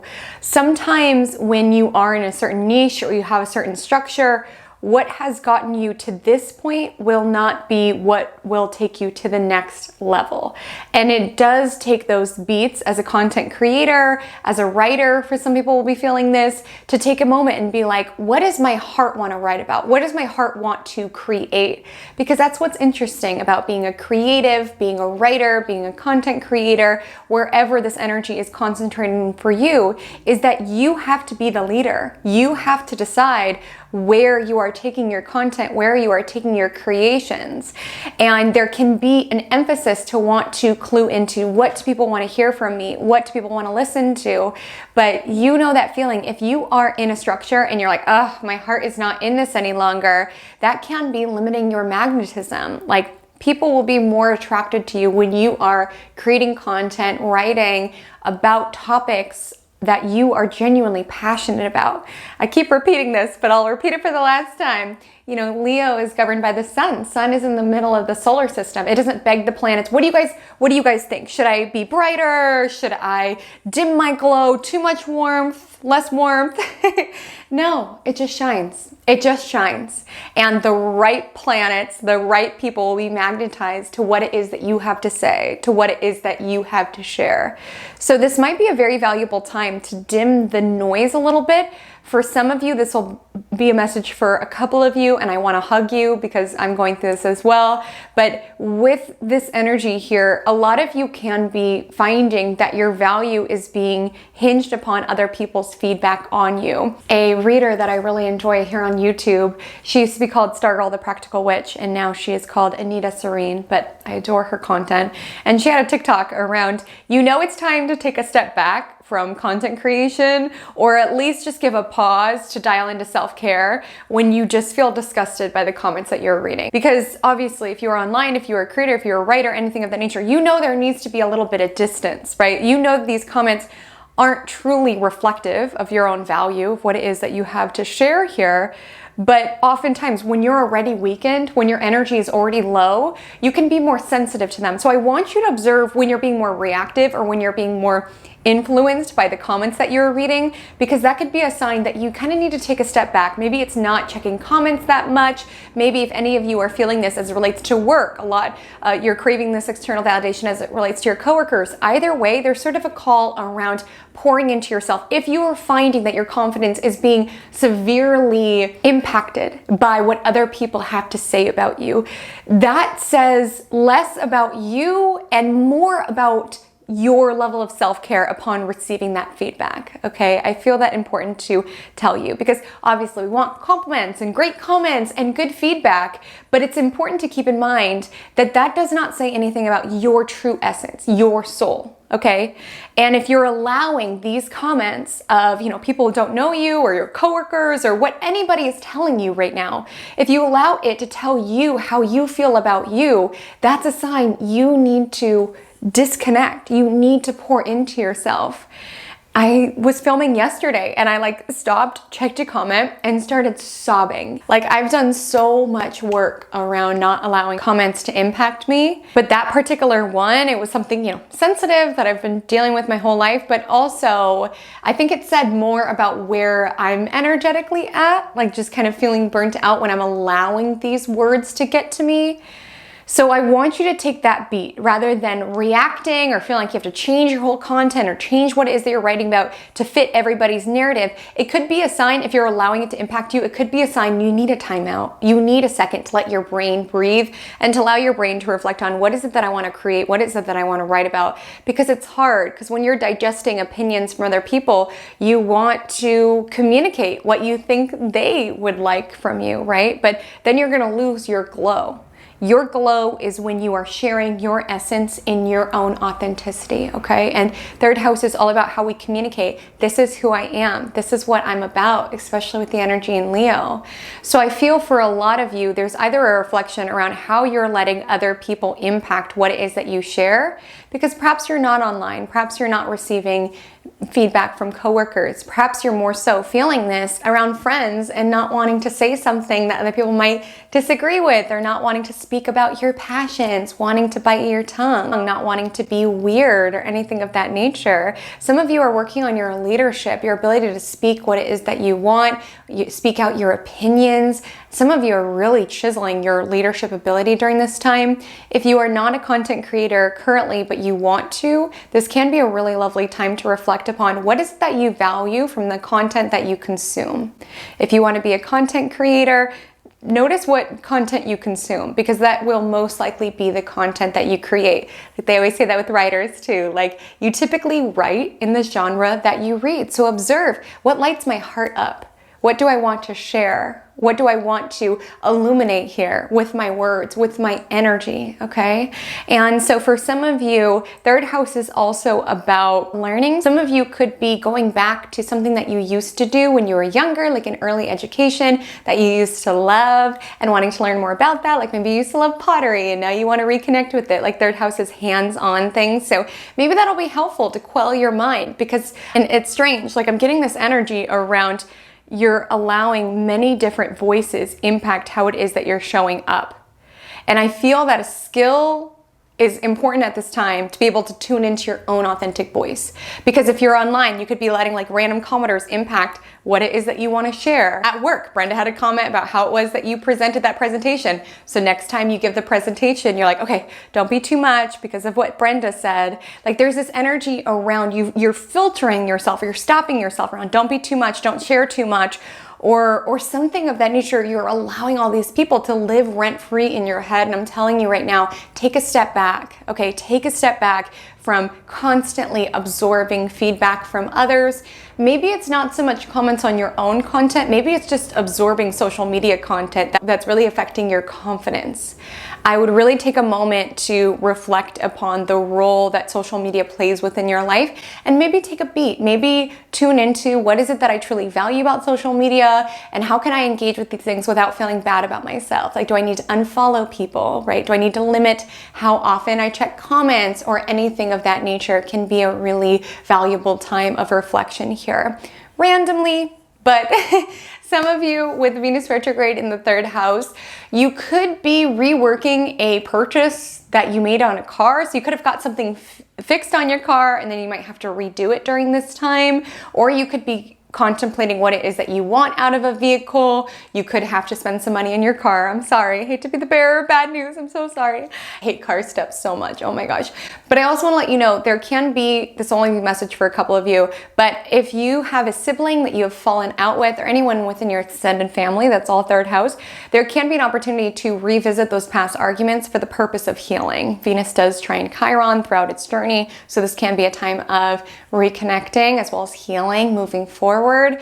And third house has to do with our early education. So some of you could be hearing from classmates from the past, people from the past, and like reconnecting. Because again, it's fun every so often to walk down memory lane, right? It's fun to reconnect with these people who are connected to a past version of you, but definitely think critically. You don't, just because you have a past connection with somebody doesn't mean that you have to yank them into your future, right? So you could run into somebody or dream about somebody from your past within your schooling. And truly some of you can just be doing some work around your own mind, okay? Like I said, I feel there's this essence around a lot of people are living in your head, or you're at least allowing a lot of people's opinions to get to you, and you're just kind of clearing them out. I feel like it's important to do things that turn your mind off a little bit, or at least put your mind to a more creative expression, okay? Because I feel some of you, you've been in this like a lot of doubt or like anxious energy around, I could do this or I could do this. I just want you to follow your passions. I feel for some of you, there's something building within you, something that you want to share,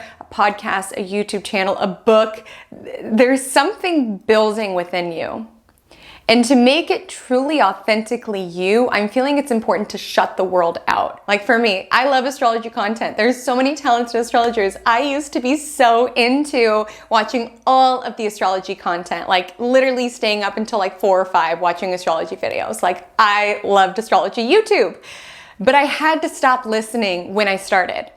I had to stop listening to other people when I started. Obviously, your genre, what it is that you want to talk about may be different, but that felt important to me because oftentimes when we're very plugged into other people's voices, subconsciously, we can allow ourselves to be influenced. Like a lot of writers don't read while they're writing because they don't want to absorb these other people's writing styles. Sometimes when something's building within you, you sort of need this energy of silence or of disconnection in order to allow it to unfurl or at least to meet your own authentic voice. So for some of you, if you are contemplating sharing a podcast or you want to write a book or something of the nature, this can be a time to sort of dull the noise and start to reconnect with your own authentic voice, okay? It's safe to share. It's safe to shine.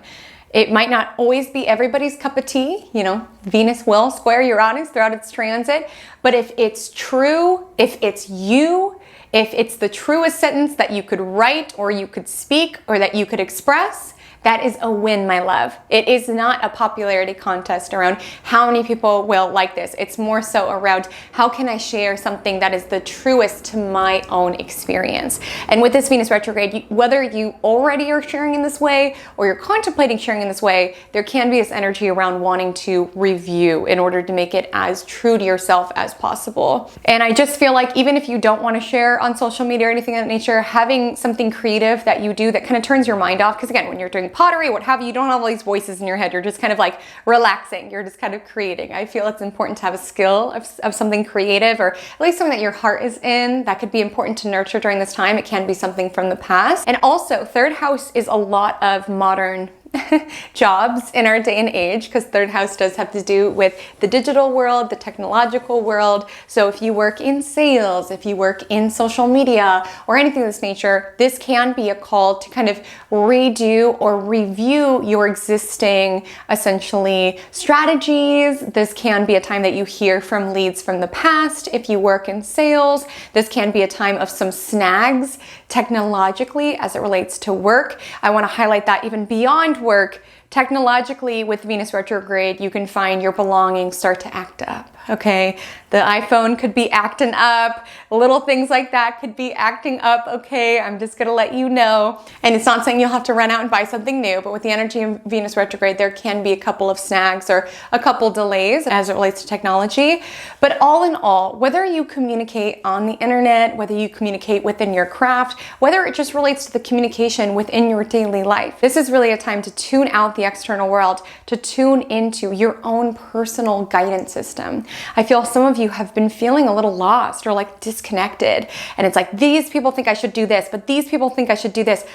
Dull the noise, tune within. What is your heart saying? What is your soul saying? Okay. There is a review around how you can make your communication more true to you, how you can make your communication more authentic. Some of you may need to hold a boundary during this time. Some of you may need to block people. Okay. Again, third house is our digital landscape. So some of you, if you're noticing, hey, you sliding in my DMs is bringing bad energy into my space. This is the time to be sovereign and be like, nope. No, thank you. You are not allowed to look at my Instagram posts. Like again, some of you will be tapping into your fierceness there. Leo is a fierce energy. And I just want you to know it's safe for you to shine. It's safe for you to express who it is that you are, what it is that you want, and what it is that you will not withstand within your energetic space, within your digital space, in everything that is you. It's a time to tap into your roar. Truly, with Venus retrograde in the third house, it's a time to tap into your inner roar and communicate the boundaries, the ideas, the thoughts, the opinions that are the most true to you, to your heart, to your journey, to your experience. So if you are a Taurus sun, a Taurus rising, or you have 12 to 28 degrees Leo, at least somewhat connected to your fourth house, this reading is for you.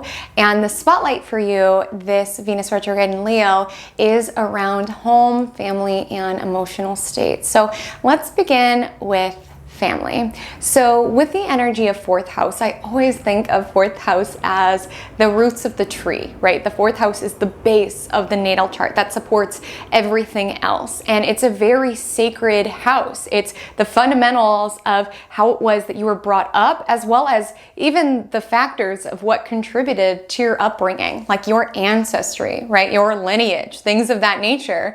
So that can absolutely be an emphasis during this Venus retrograde, because with this energy of Venus retrograde in Leo, a lot of you will be reflecting on your upbringing. Again, the literal home that you grew up in, the literal family that you grew up in, but also just even generationally, what you were taught was important, what you were taught was something to value. And some of you are really tapping into your own inner values, because again, what it was that your parents valued may not be something that you value. It's sort of a time to review what it was that you were communicated around. This is what's important out of life, or this is what's valuable out of life, or even valuable about you as a person. This will only be a message for some of you, but for some of you, and especially if you do have a Leo IC, some of you could have felt like you had to perform.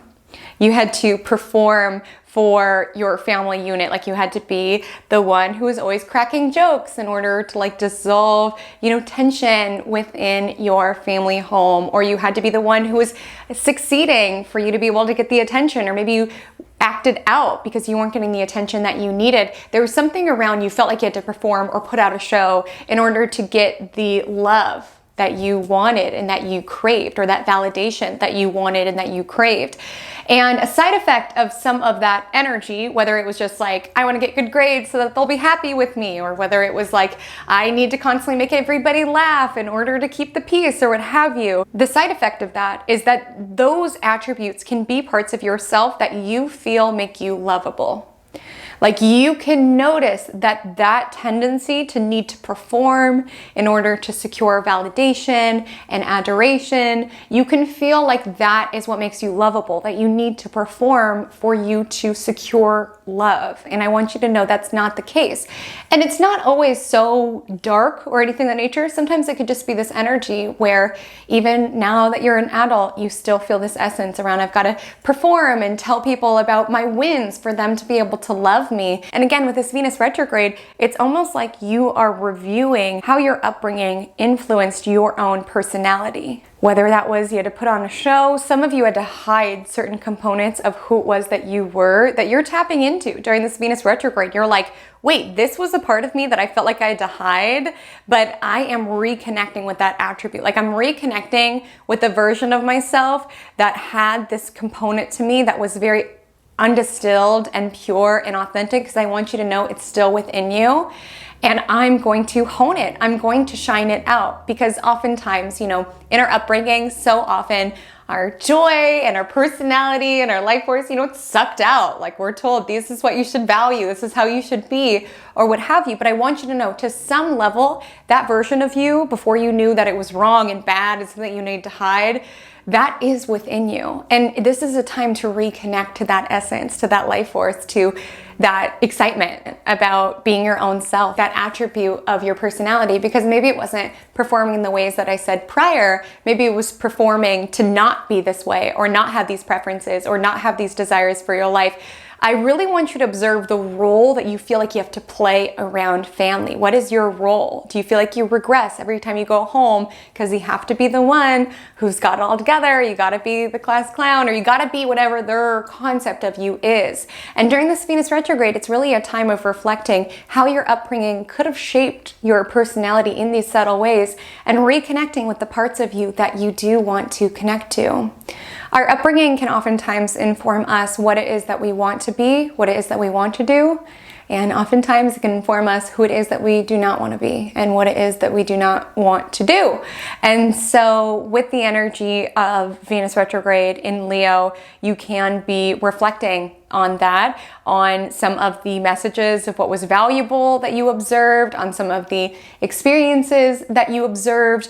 I also want to highlight, this will not be a message for everybody, but I do want to let you know, a lot of you are ruled by Venus, if you are a Taurus rising, or your sun is ruled by Venus. So this will be a more impactful time for you. And it's not necessarily a love-related house, but I will say, some of you, even what you could have witnessed, or what it was that you were told to value within romantic relationships within your upbringing, could be informing how it is that you are choosing partners now. Okay? And the thing is that oftentimes, Freud said it, we go for what's familiar. And oftentimes what's familiar isn't always healthy. Sometimes it is. Sometimes it's great to be magnetized towards people who do remind us in some essence, in some dynamic of our upbringing.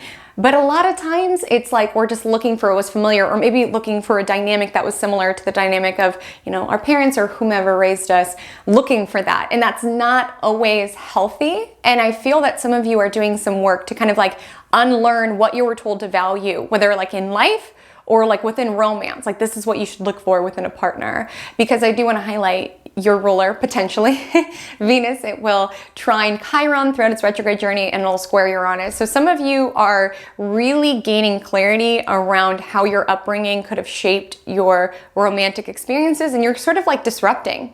You're like disrupting that dynamic. If you're noticing it's kind of making its way into your existing relationship, maybe you're experimenting with different ways of communicating to kind of shape it, right? Maybe if you're dating, you're sort of experimenting what it would look like to date somebody who doesn't give you that familiar yet potentially toxic feeling of what it is that you're used to, okay? And again, it's the home that we grew up in, but it even goes back. Like, I'm talking ancestry, lineage, all of the people who came before. And for some of you, I think you're experimenting with what it would look like to show up within your authenticity around family members, because sometimes they like want us to be a particular version of us, but it's like, that's no longer me any longer. You can meet me as I am now. You can get to know me as I am now, but I'm not going to stay frozen to that version of when you knew me, right? And I feel that that can be an emphasis for some of you. Now, when it relates to family, some of you can be reconnecting with family at this time. If there's some beef, you could be working on settling the beef. You can be reflecting on family. Some of you with Venus retrograde, maybe you're like going back within your lineage. You're really wanting to understand or to learn more.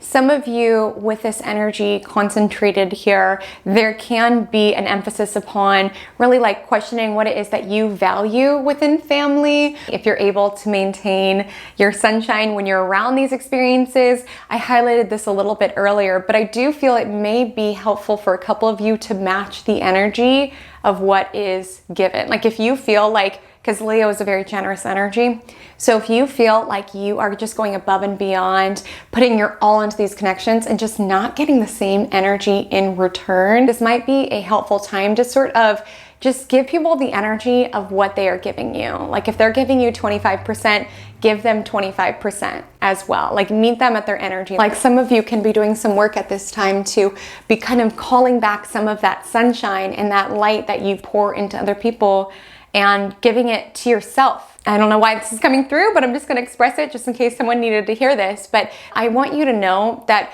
if you have tried very hard, if you have poured a lot of love into people, or you poured a lot of energy into situations that you felt wasn't appreciated or even used, you felt like that energy went unused, I want you to know that energy cannot be created nor destroyed. It simply changes forms. Like I want you to know it still exists out there. And so this could be a really powerful time to kind of like call back all of that energy that you have put towards others, whether it's family members or really anyone, and pour it into yourself. Like having the affirmation, like I call back all of the love and the light that I exuded that ultimately went unused, and pour it into yourself, because that is the emphasis with the energy in the 4th house, and why I'm saying kind of like meet them based on what they're throwing out there, because there's a huge emphasis on self-love here. This is a very foundational house, and a lot of you, this is your ruling planet, so it's of more importance to you this time than it is other individuals. But with this energy, 4th house is our emotional state. So there can be a reflection on these experiences, and it can be making you feel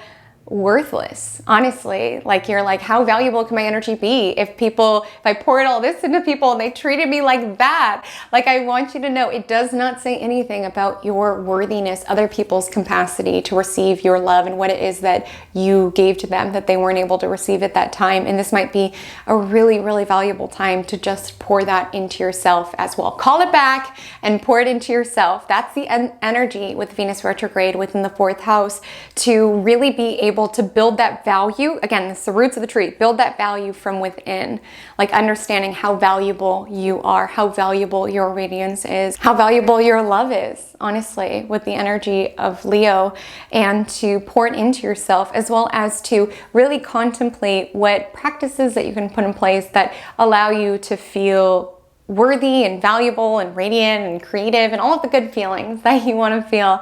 Essentially, that can be emphasis with Venus retrograde here. I also want to let you know that 4th house has to do with our physical abode. So some of you can be rethinking your living situation, where you live. I would not move drastically, although some of you may crave something totally different because Venus will square Uranus throughout its retrograde journey. But I would ask before you move, okay, you can feel those restless feelings, but before you move, I would really like write down on a list like what it is that you truly value within a home, within a city, within a country, whatever it is that you are contemplating. Like really write out what it is that I value. I value being able to walk places, or I value this, I value that. Like really contemplate what is it that I value, because I will let you know, Uranus energy always reminds me, wherever you go, there you are, okay? And so you need to ensure that you're really looking inward to contemplate, what is it that I value? Or was I just so sick of my life that I just wanted something different? I just wanted to run away from things, okay? So not all of you will be considering a move. That's just a message for a couple of you, but some of you could be contemplating buying a house, renovating a place. You're craving some sort of shift in your physical abode. Not necessarily a bad thing. I would deeply recommend to reflect on it, to contemplate what it is that you value, to contemplate your interior design. Like I feel a lot of you with Venus retrograde in Leo, you could be feeling this energy around looking at your home and being like, ugh, this is like so 2013. Like who picked out this furniture? Like this is not me. Like a lot of you will be reworking your physical abode. Again, I wouldn't like buy a ton of stuff, because with the energy of Venus retrograde, it's not the most opportune as it relates to significant purchases, but it is a time to contemplate, okay, I don't like this couch, I don't like this aesthetic, I don't like these colors, and dial in what does feel more true to you, okay? And if you are moving during this time, I would just be conscious of the contracts that you sign. Not that Venus is a contract energy, but Venus is a money energy. So just ensure there's no like hidden fees or like something weird involved within your home, within your abode. And all in all, I think a lot of you may be feeling called to spend more time at home, or a lot of you can be feeling called to kind of like pour some love into your home if there's like repairs that you've been neglecting, or updates, like aesthetic updates that you you've been wanting to do. You have this stuff and you just need to do it. Like a lot of you are pouring some love into your home. You could be spending more time at home, contemplating who in your life makes you feel at home, like within your own soul, within your own being. But all in all, this is really a time to both contemplate where it is that you've been, because this is the fourth house, so your upbringing, your roots, your ancestry, and reflect on these themes, but understand that they don't necessarily have as much bearing over your future, okay? You are in control of your future. So while that is the past that built you, you are building your future. So some of you are calling your power back or calling your energy back from unfulfilling situations, or at least you're reclaiming your power of certain parts of you that you felt you had to freeze away in order to receive adoration or validation from your caretakers in some way. And even if you have like a great relationship with your family, just with Venus retrograde, it can be this energy around just reflecting like, do I feel valued here? Do I feel like I truly have my full allowance to be able to radiate my own authentic self, or do I still feel this essence to perform?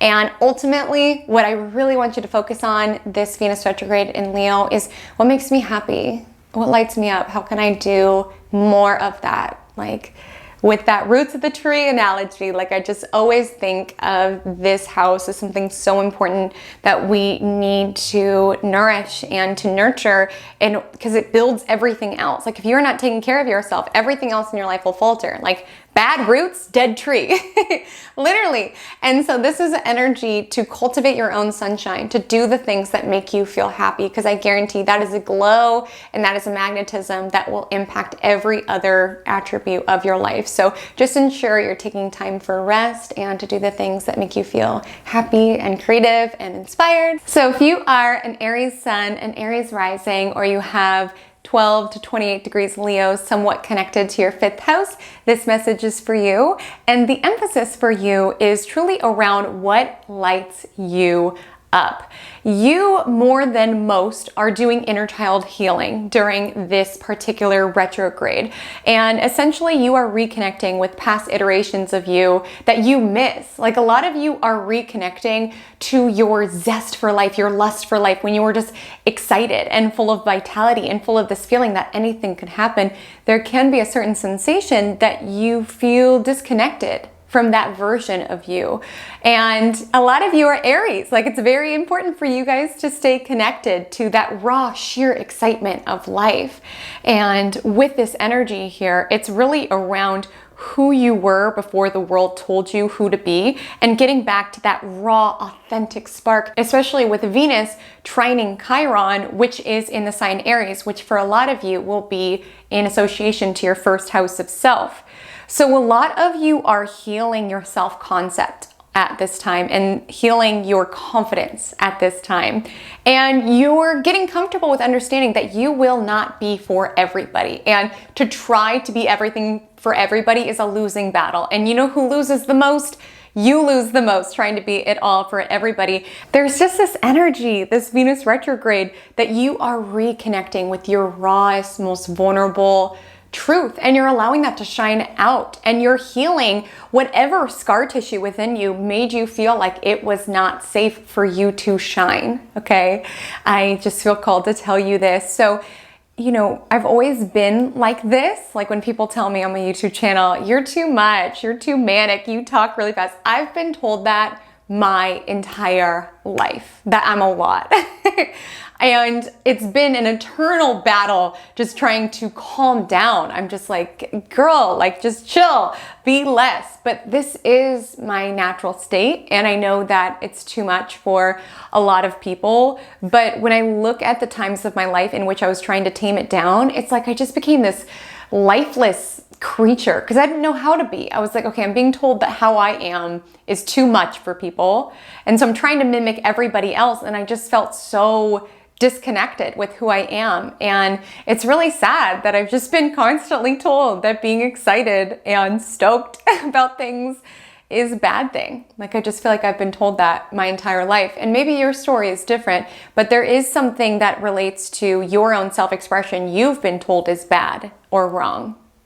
You've been told you're too dramatic. Maybe your sensitivity was demonized. Maybe like your excitement for life is demonized, your lust for life and your excitement and sharing ideas. And for some of you, if it wasn't an element of your personality that you felt like was wrong, for some of you it feels connected to a creative mode of self-expression.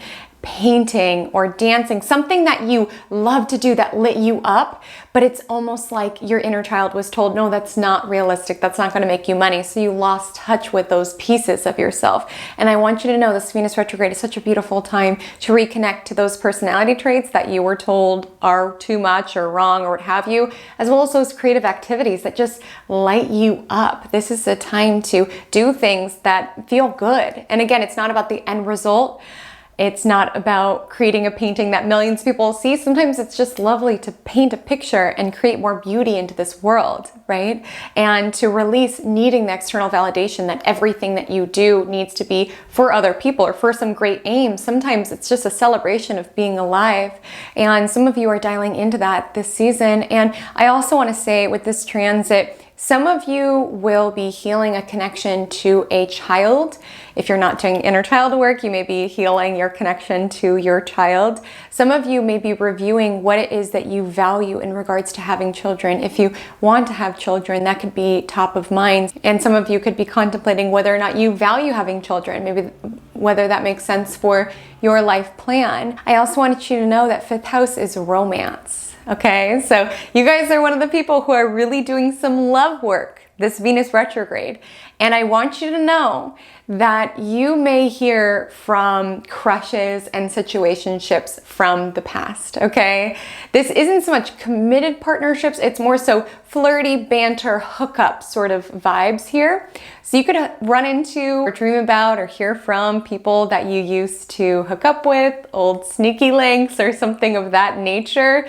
And I really want you to contemplate before jumping into a new cycle with them, really contemplate, did this person add to my life force? Like, did I feel more charged up after departing my experiences with them? Did we have fun together? Or did I feel more drained? Did I feel more doubtful? You are in control of your reality.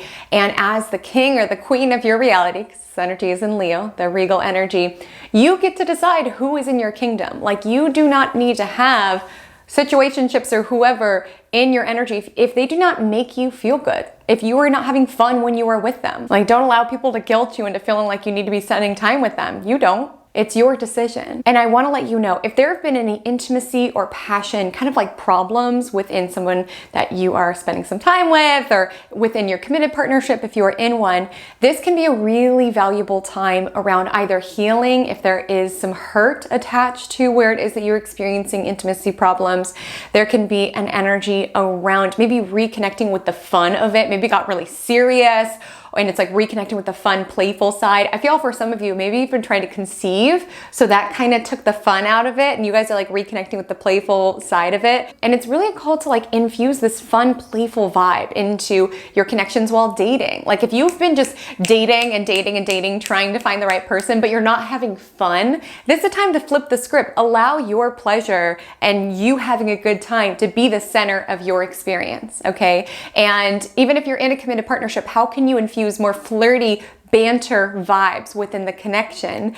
And I also want to let you know that some of you may decide to pause on dating. If you're feeling burnt out, if it is not fun for you, maybe it's time to take a pause and just pour into yourself, and maybe even contemplate, what am I looking for in dating? Who am I looking for in dating? And if people from the past do pop up, how can I find closure from those connections, from those situationships, from those crushes, what have you, in order to move forward with more confidence and more clarity around what I am truly craving in connection. Now, I do want to let you guys know, okay, this is a really important time to watch your impulses. Okay, some of you may be reviewing if there are certain recreational activities and if they are doing more harm than good within your world, okay? Like, for example, you could be reviewing how much money you're spending gambling, how much money you're spending going out. Again, there's nothing wrong with going out and having a good time, but some of you are reviewing, is this allowing me to feel more confident, feel more creative, feel more embodied? Or after these nights, am I feeling more drained? Like, what am I doing this for? And if there are certain partying habits that are affecting your life force, you may be reworking those habits, or at least contemplating their role within this life. So all in all, you all are redefining and rediscovering fun for yourself and really getting back to this pure playfulness in life and reconnecting with what lights you up and making more time for what genuinely lights you up in this experience. Who genuinely lights you up in this experience? What genuinely lights you up in this experience? That is the emphasis for you this Venus retrograde in Leo. So if you are a Pisces sun, a Pisces rising, or you have 12 to 28 degrees Leo within your 6th house, this message is for you. And the emphasis for you is all about health and self-care. Because let me tell you something, a lot of you guys will be Pisces, okay? And self-care is not always just checking out, taking a bath, and doing whatever you want and whatever feels good. Sometimes it can be that, okay? But sometimes self-care, genuine self-care, what is going to allow you to feel more lit up and more empowered moving forward is actually embedded within the routines. It can be embedded within discipline or anything of that nature. For example, you might find every time you're having a bad day, you want to eat a bunch of chocolate or drink a bunch of beer, and that will temporarily take away the bad feelings. But again, after the sugar crash or after you sober up, you can be left with feelings where you feel lower than you did even before you started indulging. Like with this energy, it's really asking you to dial into true self-care that will really light up your life force. So I feel for some of you, you've been leaning on whether it's sugar or caffeine or something to just prop you up and keep you going, okay? Or it could be bad habits. And this is a time in which you may experience a little bit of a slowdown because you're really calling in, okay, this is not sustainable. Like energetically, I feel a lot of you are burnt out or you've been crashing a lot and you've been propping yourself up, whether it's like alcohol to numb or sugar and caffeine to keep going. You've been essentially using these things to keep going, and keep going you have been doing, but it's been taking a toll on you. It's getting less and less sustainable as the time goes on. And this is a time to flip the script on your self-care where rather than using these things as essentially band-aids, you may be reviewing what would alleviate these problems from happening altogether. Is it shifts within your schedule? Maybe you just have too much on your plate, and that's not sustainable. For some of you, maybe you are reworking your diet, right? Or you're reworking your routine to have more time to cook. Maybe you've been eating a lot of unhealthy food. And that's what's interesting, is that when Venus is in the 6th house, we do crave a lot of sweets. We crave a lot of things that are, ultimately bad for us. And I'm not saying you can't indulge. I'm not saying you can't enjoy what it is that you're eating. But what I will say is you're having more of an eye around what you're putting in your body and whether it's fueling your life force, genuinely allowing you to feel like the most actualized, embodied version of you, or whether it's depleting you. And you might not always realize it's depleting you because it makes you feel good for a second, but I want you to be conscientious of what it is that you're putting in your body, of your daily routine, and whether it is sustainable, okay, long term. Like, I'm right here with you, love. Like, I know coffee. I know my coffee consumption and caffeine consumption is like out of control. And sometimes we're just in a season of life that demands that of us. But I do feel this Venus retrograde, you're contemplating self-love and whether you are treating your body with self-love.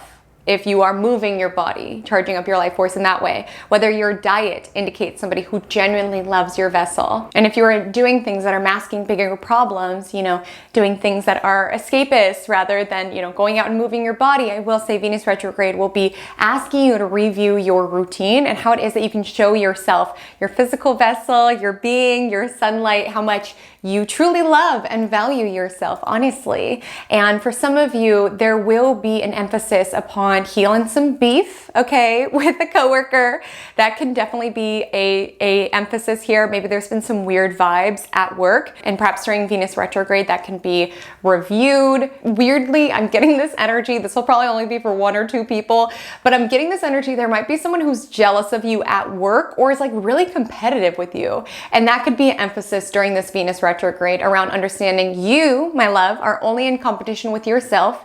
Do not pay these other individuals who are trying to sabotage you any mind. Like, I feel it's important to tell you, horse spiders, like, do not worry about them. Just just focus on what it is that you're doing. They're jealous and they're biting off of you because you are doing something right. Okay, so focus on your own, on your own creations, on your own race, on your own work. Some of you could hear from a coworker from your past, okay? You can hear from a coworker from your past. If you do have employees, you could be reworking how to treat them more favorably or to show them how valuable they are to you. Some of you could hear from an employee or a coworker from the past. And some of you are reworking whether or not you truly feel valued within the workplace. Because again, maybe that's where those bad habits are coming from. Because I feel for some of you, I'm just getting the sensation, your workplace is just draining your life force from you, your energy from you. It's like at the end of the day, you kind of like need to crash because you're like, what was that? You need chalk. Like you are so drained that that's what you reach for. And so for some of you, you can be contemplating,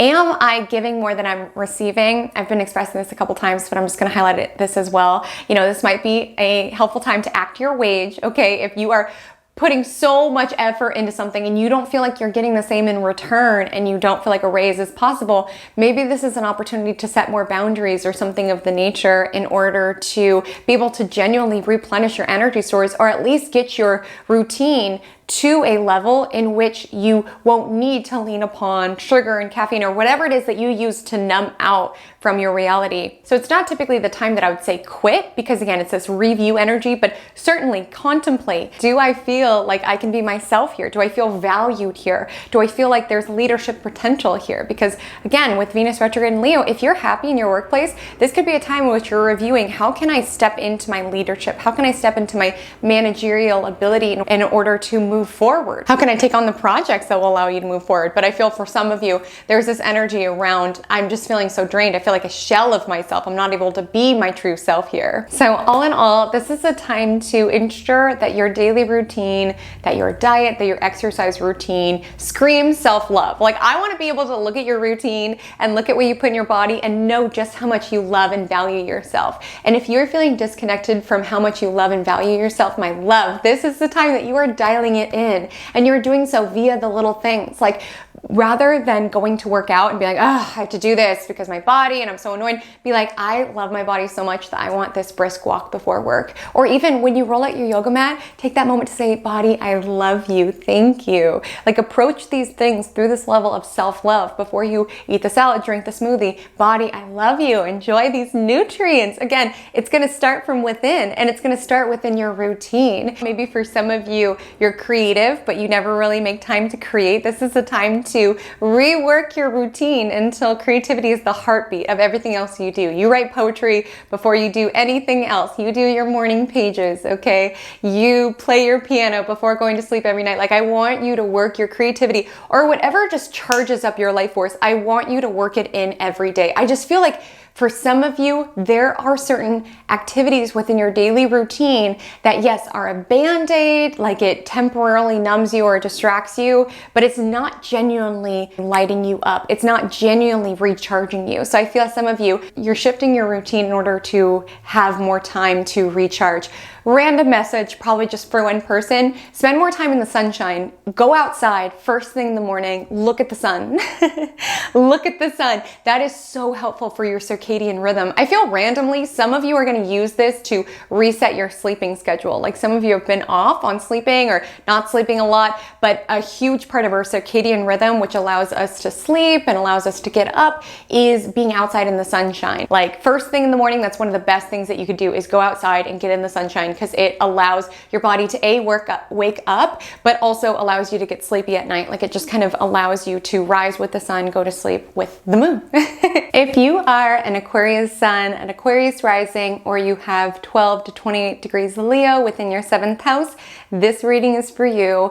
And let me tell you something, you better be sitting down, okay? Because you are one of the main characters of this Venus retrograde, and you are doing some major upgrades, level ups around your relationships, okay? I want to let you know, you out of every single reading, out of every single sign, are the most likely to run into an ex.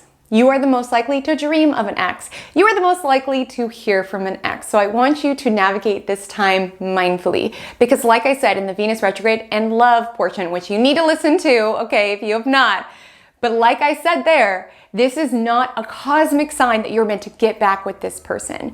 If you do hear from somebody, run into, what I want you to contemplate is, what did this person reveal to me, about my identity, about who I want to be within a relationship and who I do not want to be within a relationship. It is not the universe saying you need to jump back into this person's arms. Can old flames be reinvigorated during Venus retrograde in Leo? Absolutely. But please do not cheapen this transit by making it just about these people. It is about you.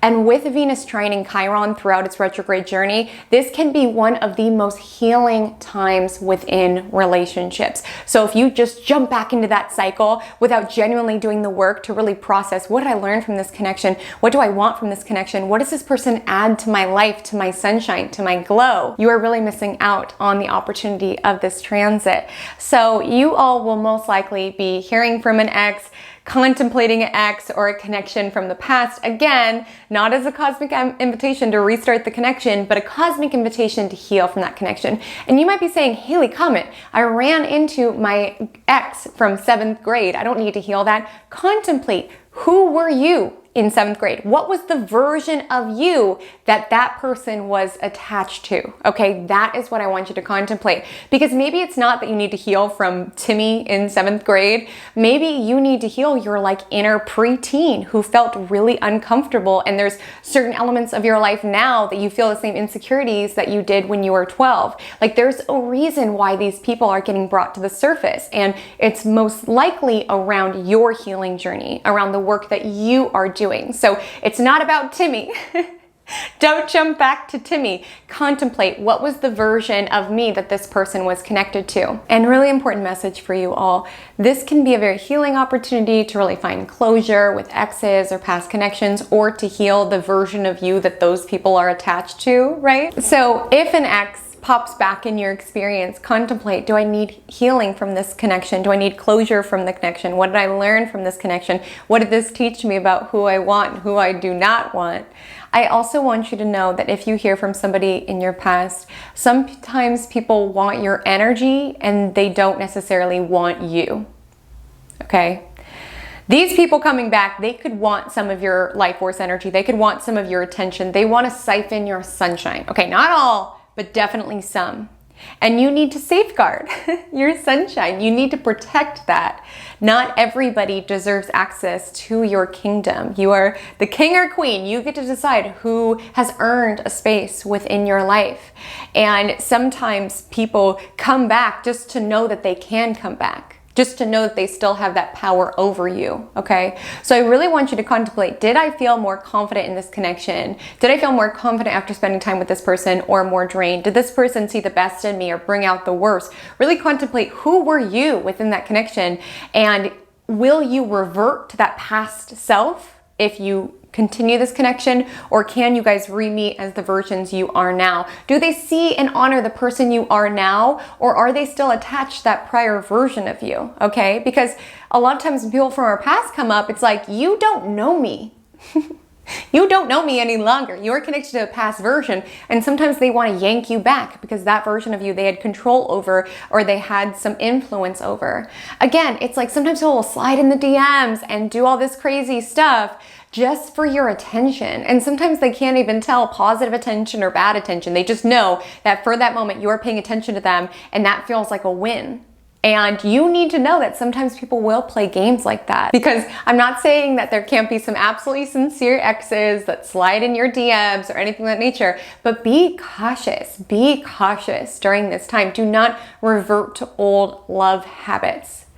Because if you are single during this time, this is a time to really review, who am I drawn to? What are my typical patterns in love, and are they serving me? Like, if you keep doing what you've been doing, you keep getting what it is that you've been getting. So this is a time to review your dating tendencies, the people that you are drawn to, what it is that you do as it relates to dating, in order to see if it's serving you. And perhaps some of you are taking a time out from dating to really pour into self-love. I highlighted this earlier, but it's very common for someone to step into a really significant relationship after they do the work, Venus retrograde. And what do I mean by do the work? I mean really pour into self-love. I mean really not want a partner. It's so weird how whenever we don't want something, it pops up. I'm telling you, like clockwork. The moment that you're not chasing is when you attract the person that you want, the job that you want. You need that element of detachment. And it feels like you are pouring so much into yourself. You're charging your own sunshine. You're doing what it is that you love, that it's almost like after this period, you can find it's pretty seamless to attract a life partner who's on that vibration.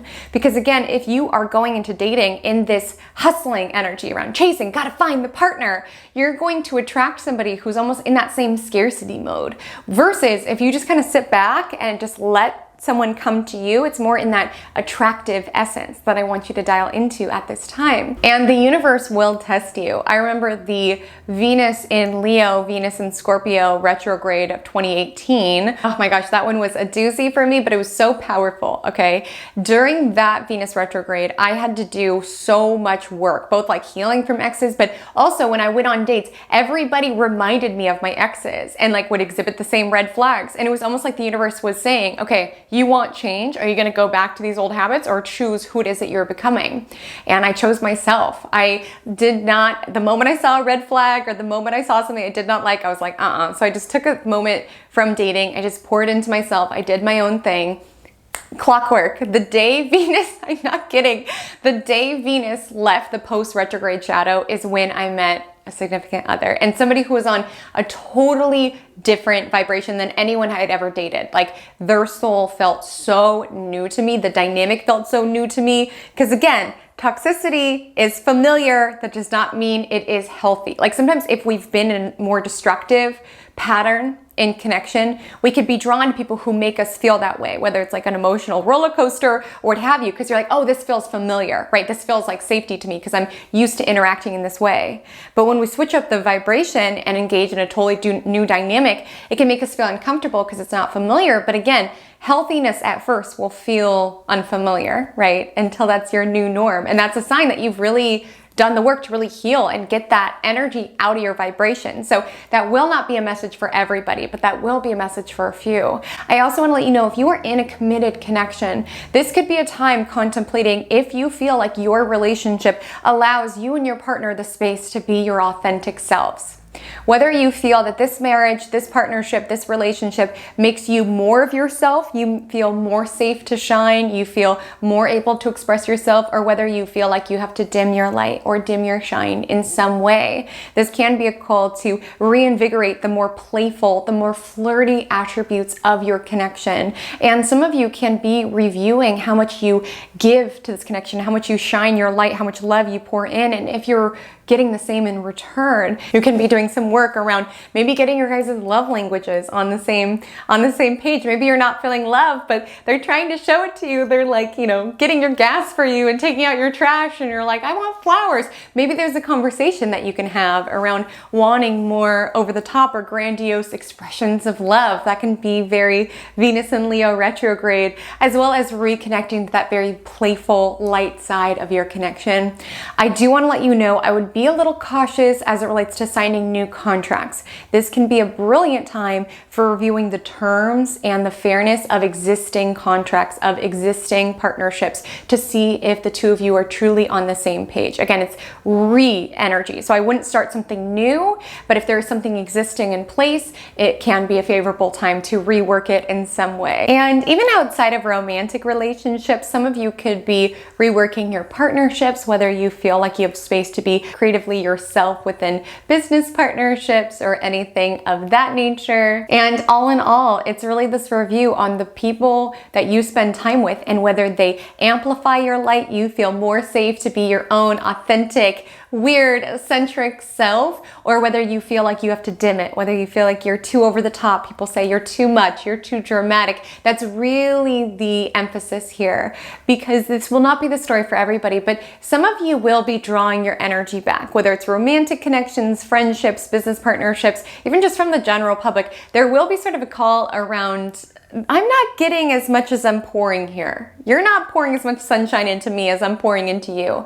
And I'm feeling called to pull my energy back. Or maybe it's like, I feel like you are in secret competition with me, right? Or I feel like you want what I have, or you don't like to see me succeed. Like this could be a time in which you're like, okay, let me just pull my energy back because I love to see you win. Why is that energy not reciprocated? That can be an emphasis that you are dealing with this Venus retrograde in Leo. If you are a Capricorn sun, Capricorn rising, or you have 12 to 28 degrees Leo in your 8th house, this reading is for you. And the spotlight for you during this transit is on merging and shared resources. So how can this come to the surface? There is an emphasis for you during this retrograde upon what you are giving to connections and what it is that you are receiving, and if it feels somewhat equal.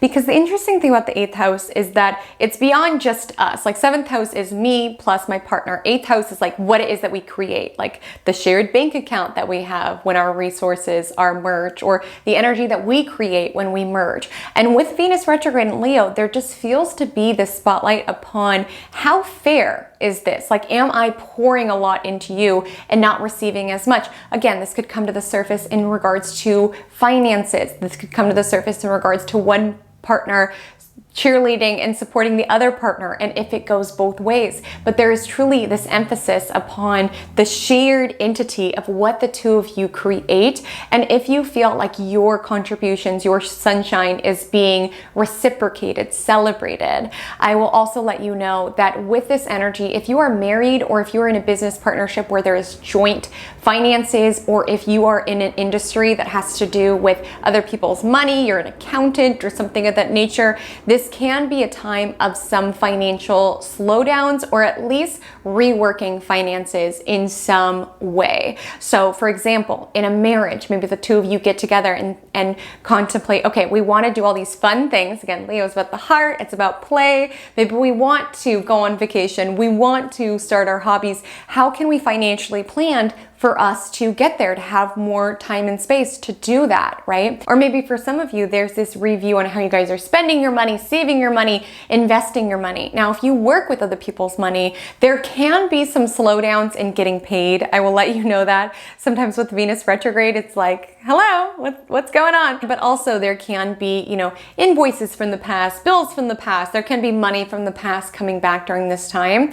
And I will say, whether you work with other people's money or not, whether you're married or not, what I do want you to do during this time is be open to random money finding you. Like oftentimes during this transit, you can find there's a random lawsuit of a place you used to work at and you have a check in the mail. Like you find $20 in an old wallet around your house, or a check from an old job you used to work comes in the mail, or you get a random commission payout from something 2 years ago and they had your wrong mailing address on file. Like again, money from the past can come back certainly, and from weird places, okay?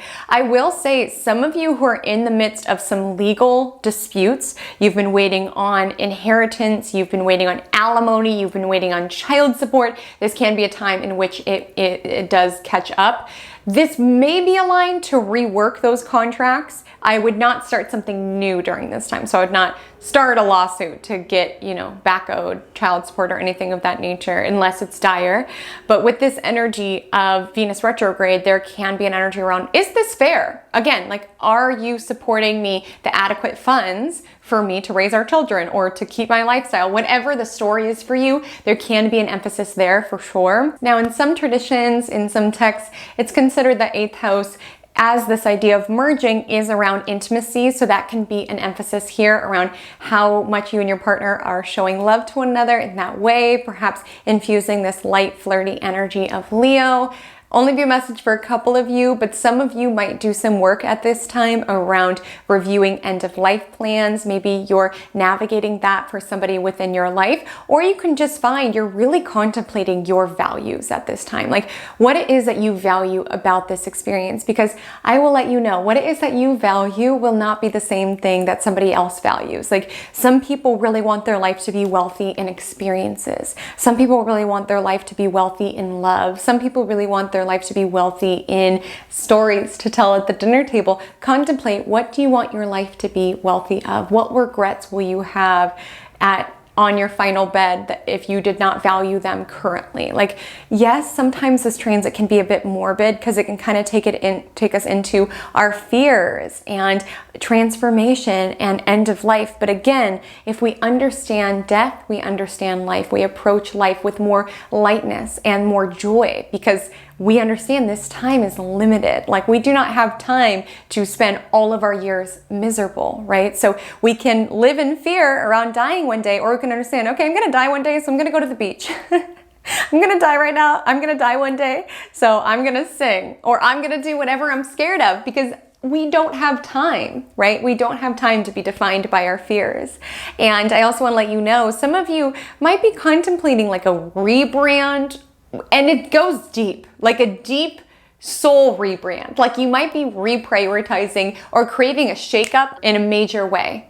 And it's less so about the external, it's just like who it is that you are evolving into, the next version of yourself that you're stepping into. And again, people may not understand, they won't understand at first. And it's not that you need to make all these decisions and rebrand your soul during this time. I just feel like it's going to be under the surface. And then once Venus stations direct, it'll begin to be more visible towards other people. But you're really contemplating, okay, if I keep living my life like this, this is what my life will be. Is this truly what I value? Do I like the direction of where my life is going? And how can I evolve into my own transformation? How can I let go of what other people have wanted me to be in order to reinvent myself into my most authentic, most aligned version? That is some of the questions that you are contemplating this Venus retrograde in Leo. If you are a Sagittarius sun, Sagittarius rising, or you have 12 to 28 degrees Leo in your 9th house, this reading is for you. And the emphasis for you this Venus retrograde is truly upon your big picture vision of your world. Some of you are feeling a little restless, okay? Some of you are feeling like your life force energy is being sucked by the mundane demands of life. And this is really an opportunity to reconnect with your zest for life and with your big picture vision of what your life can be. Some of you may be craving traveling quite a bit. Like, I know a lot of you guys are Sagittarius sun rising, so a lot of you could be really craving wanting to see some new places, get out into the world. And I'm not saying that's a bad thing. Like, I think traveling is always a great idea. But what I will say is I wouldn't book anything brand new during this time. Like, with Venus retrograde, there can be snags. You might have to redo one of the bookings. There might be a visa issue. Like, I would definitely check in, double check everything prior to purchasing something. And again, the emphasis with Venus retrograde is truly on what is it that I value. And with the energy in the 9th house, a lot of you can be contemplating, what is it that I value out of traveling? Maybe there's like travel plans that you're not totally excited about. Like, one of your friends wants to go somewhere that you're like, I've been there, I've seen all this stuff. Like, that's not what I value out of traveling. I want to go to some new places. I want to be immersed in the culture. I want to really experience. Like, some of you can be reflecting on what you are craving out of traveling, or perhaps if you're feeling more that restless energy around, I've got to get away, what within you is restless? What within your current iteration is feeling suffocating? Because I will say there is an emphasis on whether or not we feel like it is safe to be our authentic self, to shine the light that we do. So a lot of you can be feeling stuck, and maybe you've been feeling tethered to a past iteration of yourself. Maybe that energy of disconnect or restlessness or wanting to run away from your life is because you haven't allowed yourself to fully step into who it is that you are becoming. Like, you are still trying to act like last season's version of you. Like, it's a new season, love. Like, maybe that restlessness that you're feeling, I've got to get away, is really a sign around you need to be more authentic within your everyday dealings. You need to create a life in which you feel safe to be yourself. You need to create a life in which you have novel new experiences. You don't necessarily have to jet set abroad in order to find them. Some of you can experience this energy of slowdown or contemplating, what is it that I value out of my higher education experience? Because 9th house has to do with master's programs, PhD programs, and some of you can be reflecting around, is this what I want, or is this what other people wanted for me. That can be an emphasis, or there can be slowdowns in association with your schooling. So you're meant to, receive word about this. You're meant to receive this scholarship or something tied to your schooling. There can be certain slowdowns or delays. There can be information from the past that comes back around, oh, you were supposed to take this class, right? And you're like, what the heck? Why didn't you guys tell me that? There can be something like that brewing in connection to the ninth house. And really, ninth house is about our spirituality. It's about our faith. Some of you can find that there was a past religion or spiritual belief that you still value, like you miss. You want to reconnect with that self that provided your soul the faith within the big picture that you are needing during this time. Maybe you're moving through something challenging, and having that connection to something bigger was so soothing for you then. Maybe this could be a time to reinvigorate those trips to church or those trips to sacred sites that allow you to feel supported by something bigger. Some of you could be contemplating diving deeper into your spiritual journey, learning more about numerology, learning more about astrology, learning about something that allows you to reconnect with your own essence. There's just something building around, you've been doubting yourself. You've been doubting yourself. And it almost feels like these tools, or reconnecting to God or reconnecting to astrology, these tools to connect you to something bigger, is reinvigorating your purpose and why it is that you are here. So if you've been kind of like struggling in regards to doubting yourself, I feel some of you have had imposter syndrome. It's almost this time, you don't have to physically take a vacation, but it's almost like this time to take a time out to look at your life for the forest and not just the trees. Like it's a time to listen to your own inner guidance, as well as reconnect with the universe's guidance around, where am I going? Who am I? What is my life path? And how can I charge up my life force in order to feel more like myself again? That is the emphasis with this Venus retrograde in Leo. If you are a Scorpio sun, a Scorpio rising, or you have 12 to 28 degrees Leo within your 10th house, this reading is for you. And the spotlight for you this Venus retrograde 2023 is truly on career, public persona, and reputation.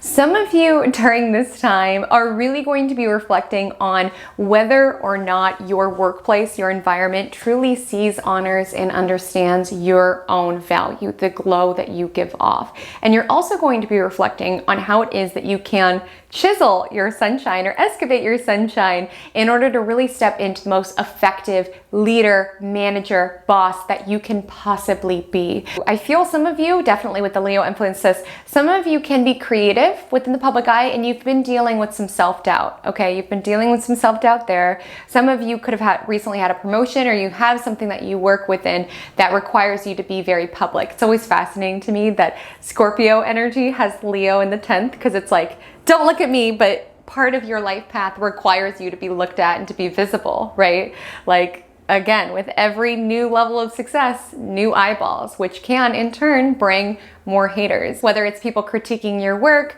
or people that you oversee that are like kind of annoyed with the way that you lead. Again, it's important to tap into leading with heart, creating with heart, leading with integrity, creating with integrity, but understanding you will not be everything for everybody. You can be the most heart-centered, the most loyal leader possible. You can be the most amazing writer, director, comedian, whatever possible, and there will still be people who don't understand it or who want to hate on you. And part of you during this Venus retrograde in Leo is really reflecting, what do I value about how I want to show up?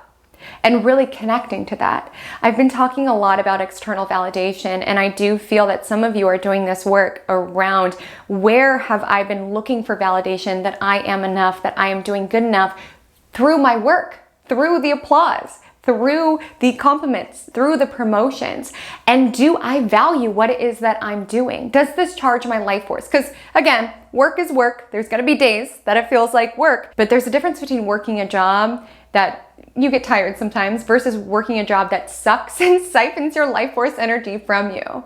And some of you could be reflecting, if you feel like you are less yourself since you started in this line of work, since you started in this career, you could definitely be contemplating that, as well as if you see intrinsic value in what it is that you are shining out for the collective or for the public, and however that shows up for you. So some of you can be really contemplating whether your true value is being honored in the workplace. You can use this time to contemplate a raise. If you work for yourself, you may be contemplating your pricing structure. If you work for yourself, if you have your own business, you could deeply be contemplating a rebrand. You could really be wanting to do some cleanup around your reputation, as well as how it is that you are perceived. Because again, maybe you created your brand, you created your company, you created your business, and you've evolved since then. So again, your brand is tethered to a past iteration of you. Maybe you need to rework it in some essence. I wouldn't debut it until after, but definitely contemplate, what do I want people to feel when they interact with my brand or my company? What kind of leader do I want to be? What's the impact I want to leave?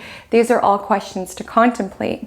Some of you can hear from a boss from the past, an authority figure from the past, certainly can hop up in your LinkedIn DMs or something of that nature, as well as if there have been any beef with bosses or authority figures. This can be a time that you are seeking to harmonize, to deal with past miscommunications.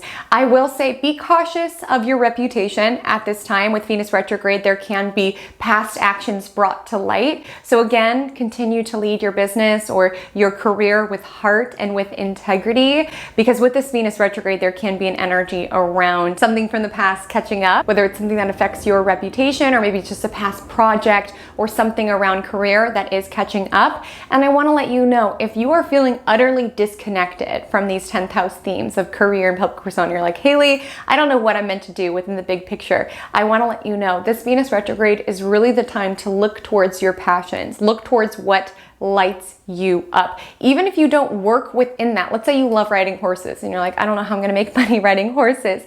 The more that you can do what lights you up, the more magnetic you are as a soul. The right people come to you, the more you are charging up your life force. So I will say, with this energy of Venus retrograde in the 10th house, if you have been applying and hustling and trying really hard, it feels that some of you are taking a moment to really contemplate, what makes me happy? And can I work in something that makes me happy? Or can I have these hobbies that charge up my life force, where I'm able to step into these interviews as the most confident, embodied version of me? These are all some themes that can come up during your Venus retrograde and Leo story. So if you are a Libra sun, a Libra rising, or you have 12 to 28 degrees Leo, somewhat within your 11th house, this reading is for you.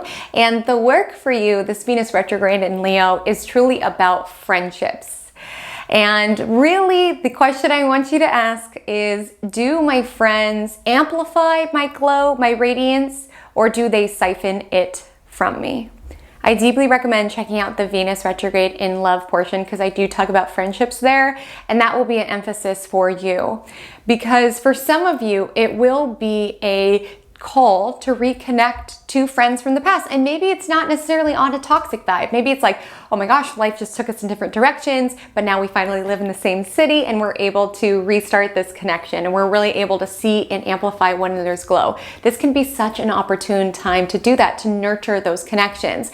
Maybe there's friends that you didn't fall out, you just haven't really nurtured those relationships. Connections do take work. This would be such an aligned time to plan a party with your old work colleagues or with your old college friends, or do something to pour some sunshine on those connections, celebrate those connections. I know it's hard as we get older, but some of you are taking an eye to your existing friendships and really observing, you don't want me to be happy. You don't like to see me win. Like, I want you to observe when you deliver certain friends good news, who is like on your level, over the moon, so happy for you, and who kind of just gives you a weird energy. Like, that can say a lot. And another thing that can kind of tell you people's true intentions and their energy towards you is just observing how you feel after you spend time with a friend.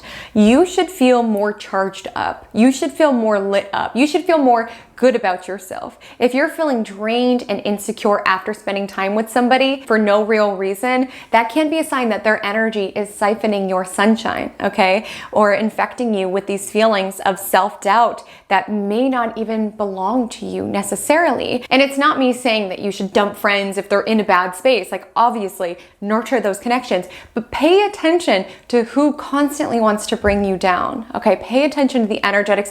For some of you, this could be just like colleagues, just observing within connections who hates to see you win that work proposal. Like, just really observe, because like I said, with this Venus retrograde and Leo energy, Leo is very heart-centered. It's very generous. It wants to pour into those that it loves.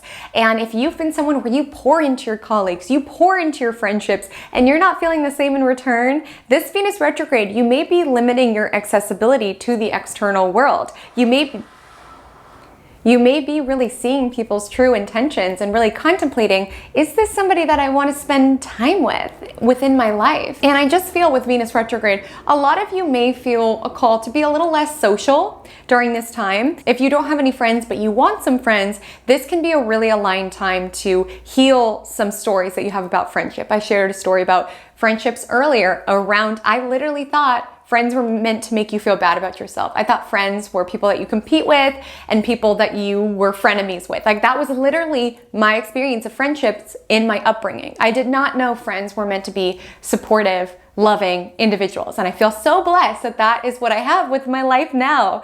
But again, it kind of took me clearing off that vibration, because even when I made my first true friend, still remnants around, could I trust this person? Or, is she talking badly about me? You know, I kind of had to do some work around healing my sister wound, my friendship wound. That can be a real thing. And perhaps for some of you, you need some closure from a past friend who really took a lot out of you. You don't have to necessarily connect to that person unless you feel called to. Maybe it's writing them a heartfelt letter, but there can be something within you that's in need of healing for you to be able to set a new foundation for the friendships you want to call in. I also want to let you know 11th house has to do with our hopes and dreams for the future. And you are a work in progress, and your dreams are eternally shifting. But this can be a call to go back to what it is that you used to want. Like, how did you envision your future? What lit you up when you were younger, and how can you make more time for that now? Maybe you used to want to be a ballerina. Maybe this Venus retrograde, you get back into dancing or do something that just charges up your life force. Maybe your ultimate grand plan isn't to be a ballerina, but perhaps having that hobby within your life allows you to move towards your goals and your ambitions with more zest, with more excitement within your life. So truly for you, the emphasis is upon the people that you are around, whether they really amplify, see, and celebrate your glow or strive to bring you down, as well as being intentional with the life that you are building and really wanting to get there with more joy, with more excitement, with more creativity. And this will only be a message for a couple of you, but because 11th house is the house of hopes and dreams, right? What it is that we want for our future. Some of you are chasing a lot, like you're hustling a lot, like you're like, gotta do this. And that's such an amazing facet of your being, okay? That energy of more-itis around, gotta get more, I got this, and now I need this. But Venus retrograde in Leo may slow this down a little bit to ask, can you build your dreams with joy rather than with struggle? Can you make time for play and love and creativity? And can that allow you actually to be more productive? It is so true. Allowing time for downtime and play allows you to be more effective, more creative, more renewed. Because again, you are literally charging up your life force energy, which is going to allow you to build your dreams with more precision, with more effectiveness. And I know some of you are rolling your eyes like, I don't know, I can't take a day off. I got to be building all my dreams. That's amazing. But I challenge you. I challenge you to see how you can build your dreams with love and play and a sensation of lightness. Like, can it feel like a game? Can you take time to celebrate yourself on the pursuit of what it is that you want? 11th house is also large audiences. So in addition to this work to really contemplate what it is that we value from friends and if our friends value us, there can be an emphasis upon your online audiences with Venus retrograde and really reviewing how it is that you want to show up there, how it is that you want to nurture that community, how it is that you want to nurture that audience. If you are online in any capacity, this can be a time of perhaps requesting a little bit of feedback around what do you guys want to see. And again, it's not saying you need to customize your own life force, your own glow, your own creativity to accommodate all of their requests, but they can have valuable insights that will help you because again, you'll read it all and then have this little invigoration when you see a particular idea that you're like, ooh, that, right? Because for some of you with Venus retrograde, you can be contemplating offering your community different things. Some of you could be taking your content in a different direction, reaching a different audience. But again, it's got to come from within. You can ask for feedback, you can ask for intel, but that spark, that fire, that desire to want to create and nurture these communities, it must come from within. So really allowing this time to recalibrate, to contemplate, how do I want to show up? What kind of leader do I want to be? What sort of community do I want to nurture? So if you are a Virgo sun, a Virgo ascendant, or you have 12 to 28 degrees Leo, somewhat connected to your 12th house, this reading is for you. And the emphasis for you is truly around being the mammal of your existence and not the lizard. And if you don't know what I'm talking about, make sure to listen to the intro because I do explain the difference. Essentially, it's being able to generate your own heat and your own self-love, because I'm going to keep it real with you because I'm in this camp with you. I'm a Virgo rising. So this time you can feel pretty let down by people. You can feel pretty alone. There can be certain dynamics within your experience where you're like, I poured a lot. I gave you everything. Again, some of you could be feeling that within family, within work, within whatever arena, but you've been pouring a lot of yourself out there. And there's almost this energy during this Venus retrograde around, and it still wasn't enough. Because some of you, based on how your chart is set up, you hide your glow. And it reminds me of that Marianne Williamson quote where she's like, perhaps we're more fearful of our magnificence, of our greatness, than we are of our inadequacy. And I feel that strongly with you all, because there's almost this energy around, if only I could do enough, if only I could be enough, then they would applaud me. Then I would feel good enough.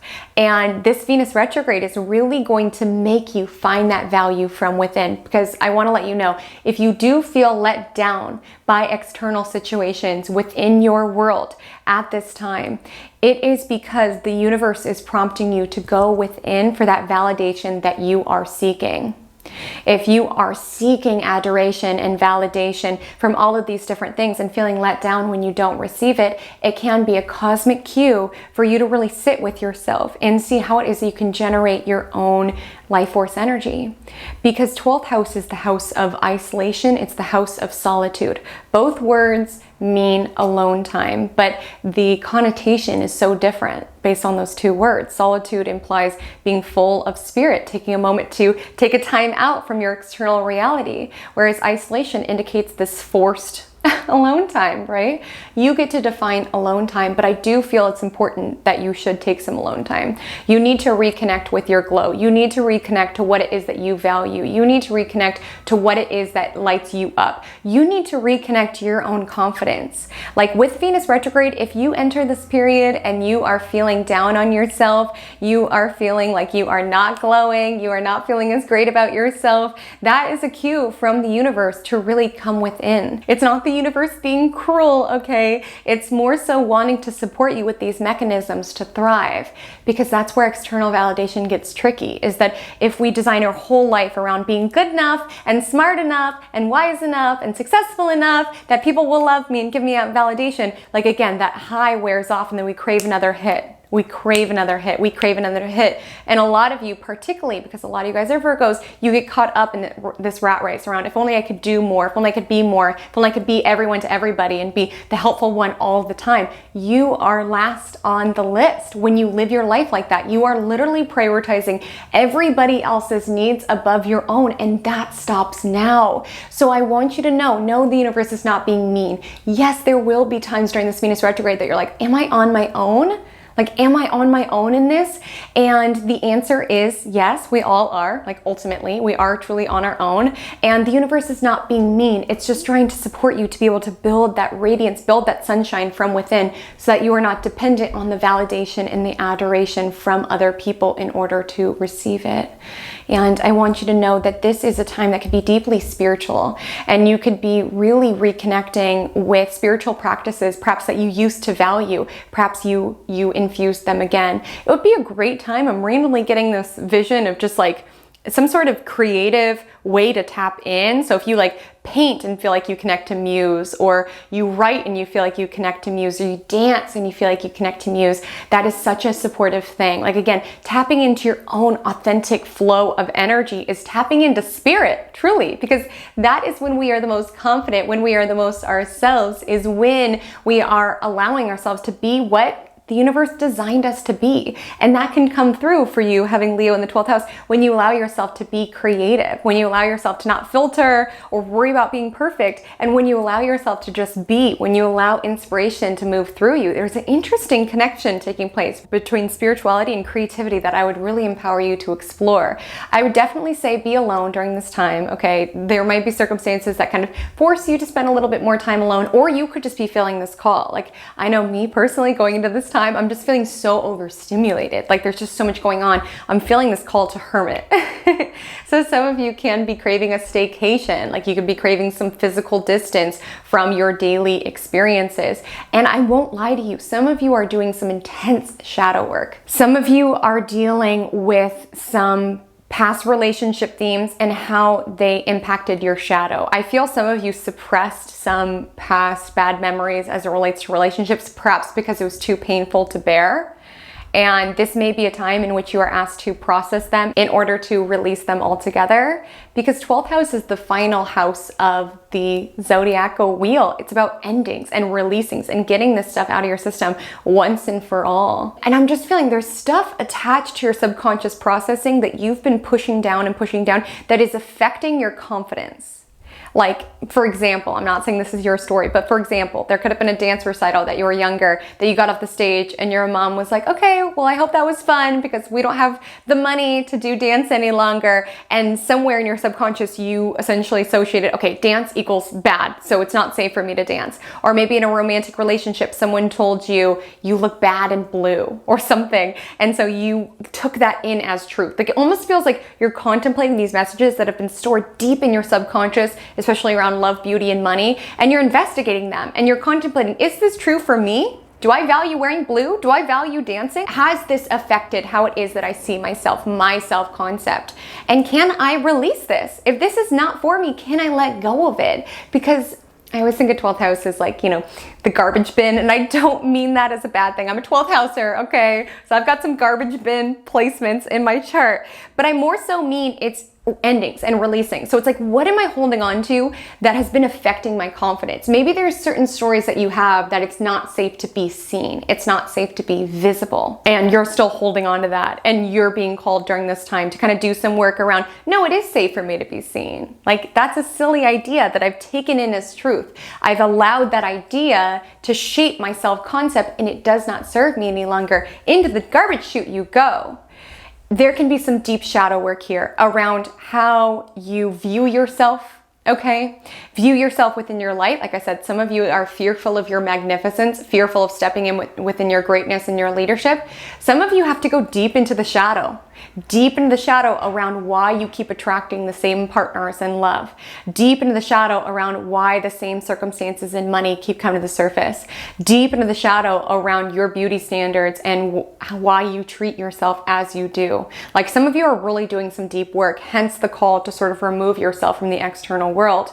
But I will say some of you will be doing some altruistic work. Your intuition can be super powerful at this time. You could be reconnecting with past spiritual modalities that you used to love. And this would be a very favorable time to pour some love into the collective, like, you know, anonymous acts of kindness or things of that nature. 12th house is the hidden house. So with Venus retrograde, it may support you to pour more love out there. And know that the universe does hear your prayers, okay? It does see all the light and the goodness that you put out to this world. It will not be reciprocated. I mentioned this earlier. I'm just going to repeat it to you all because I want to make sure that you hear this. If you have poured your love, your light, and your attention into something that you feel went unused, you poured all of your energy into this job or into this client or what have you, and you felt like it wasn't reciprocated, this can be a powerful time to call it back to yourself, okay? Fuel that sunshine back to yourself. It was not wasted. I know you give a lot of yourself towards others, and this is a time to take a moment, pause, hold back that energy that went unused or that was not reciprocated,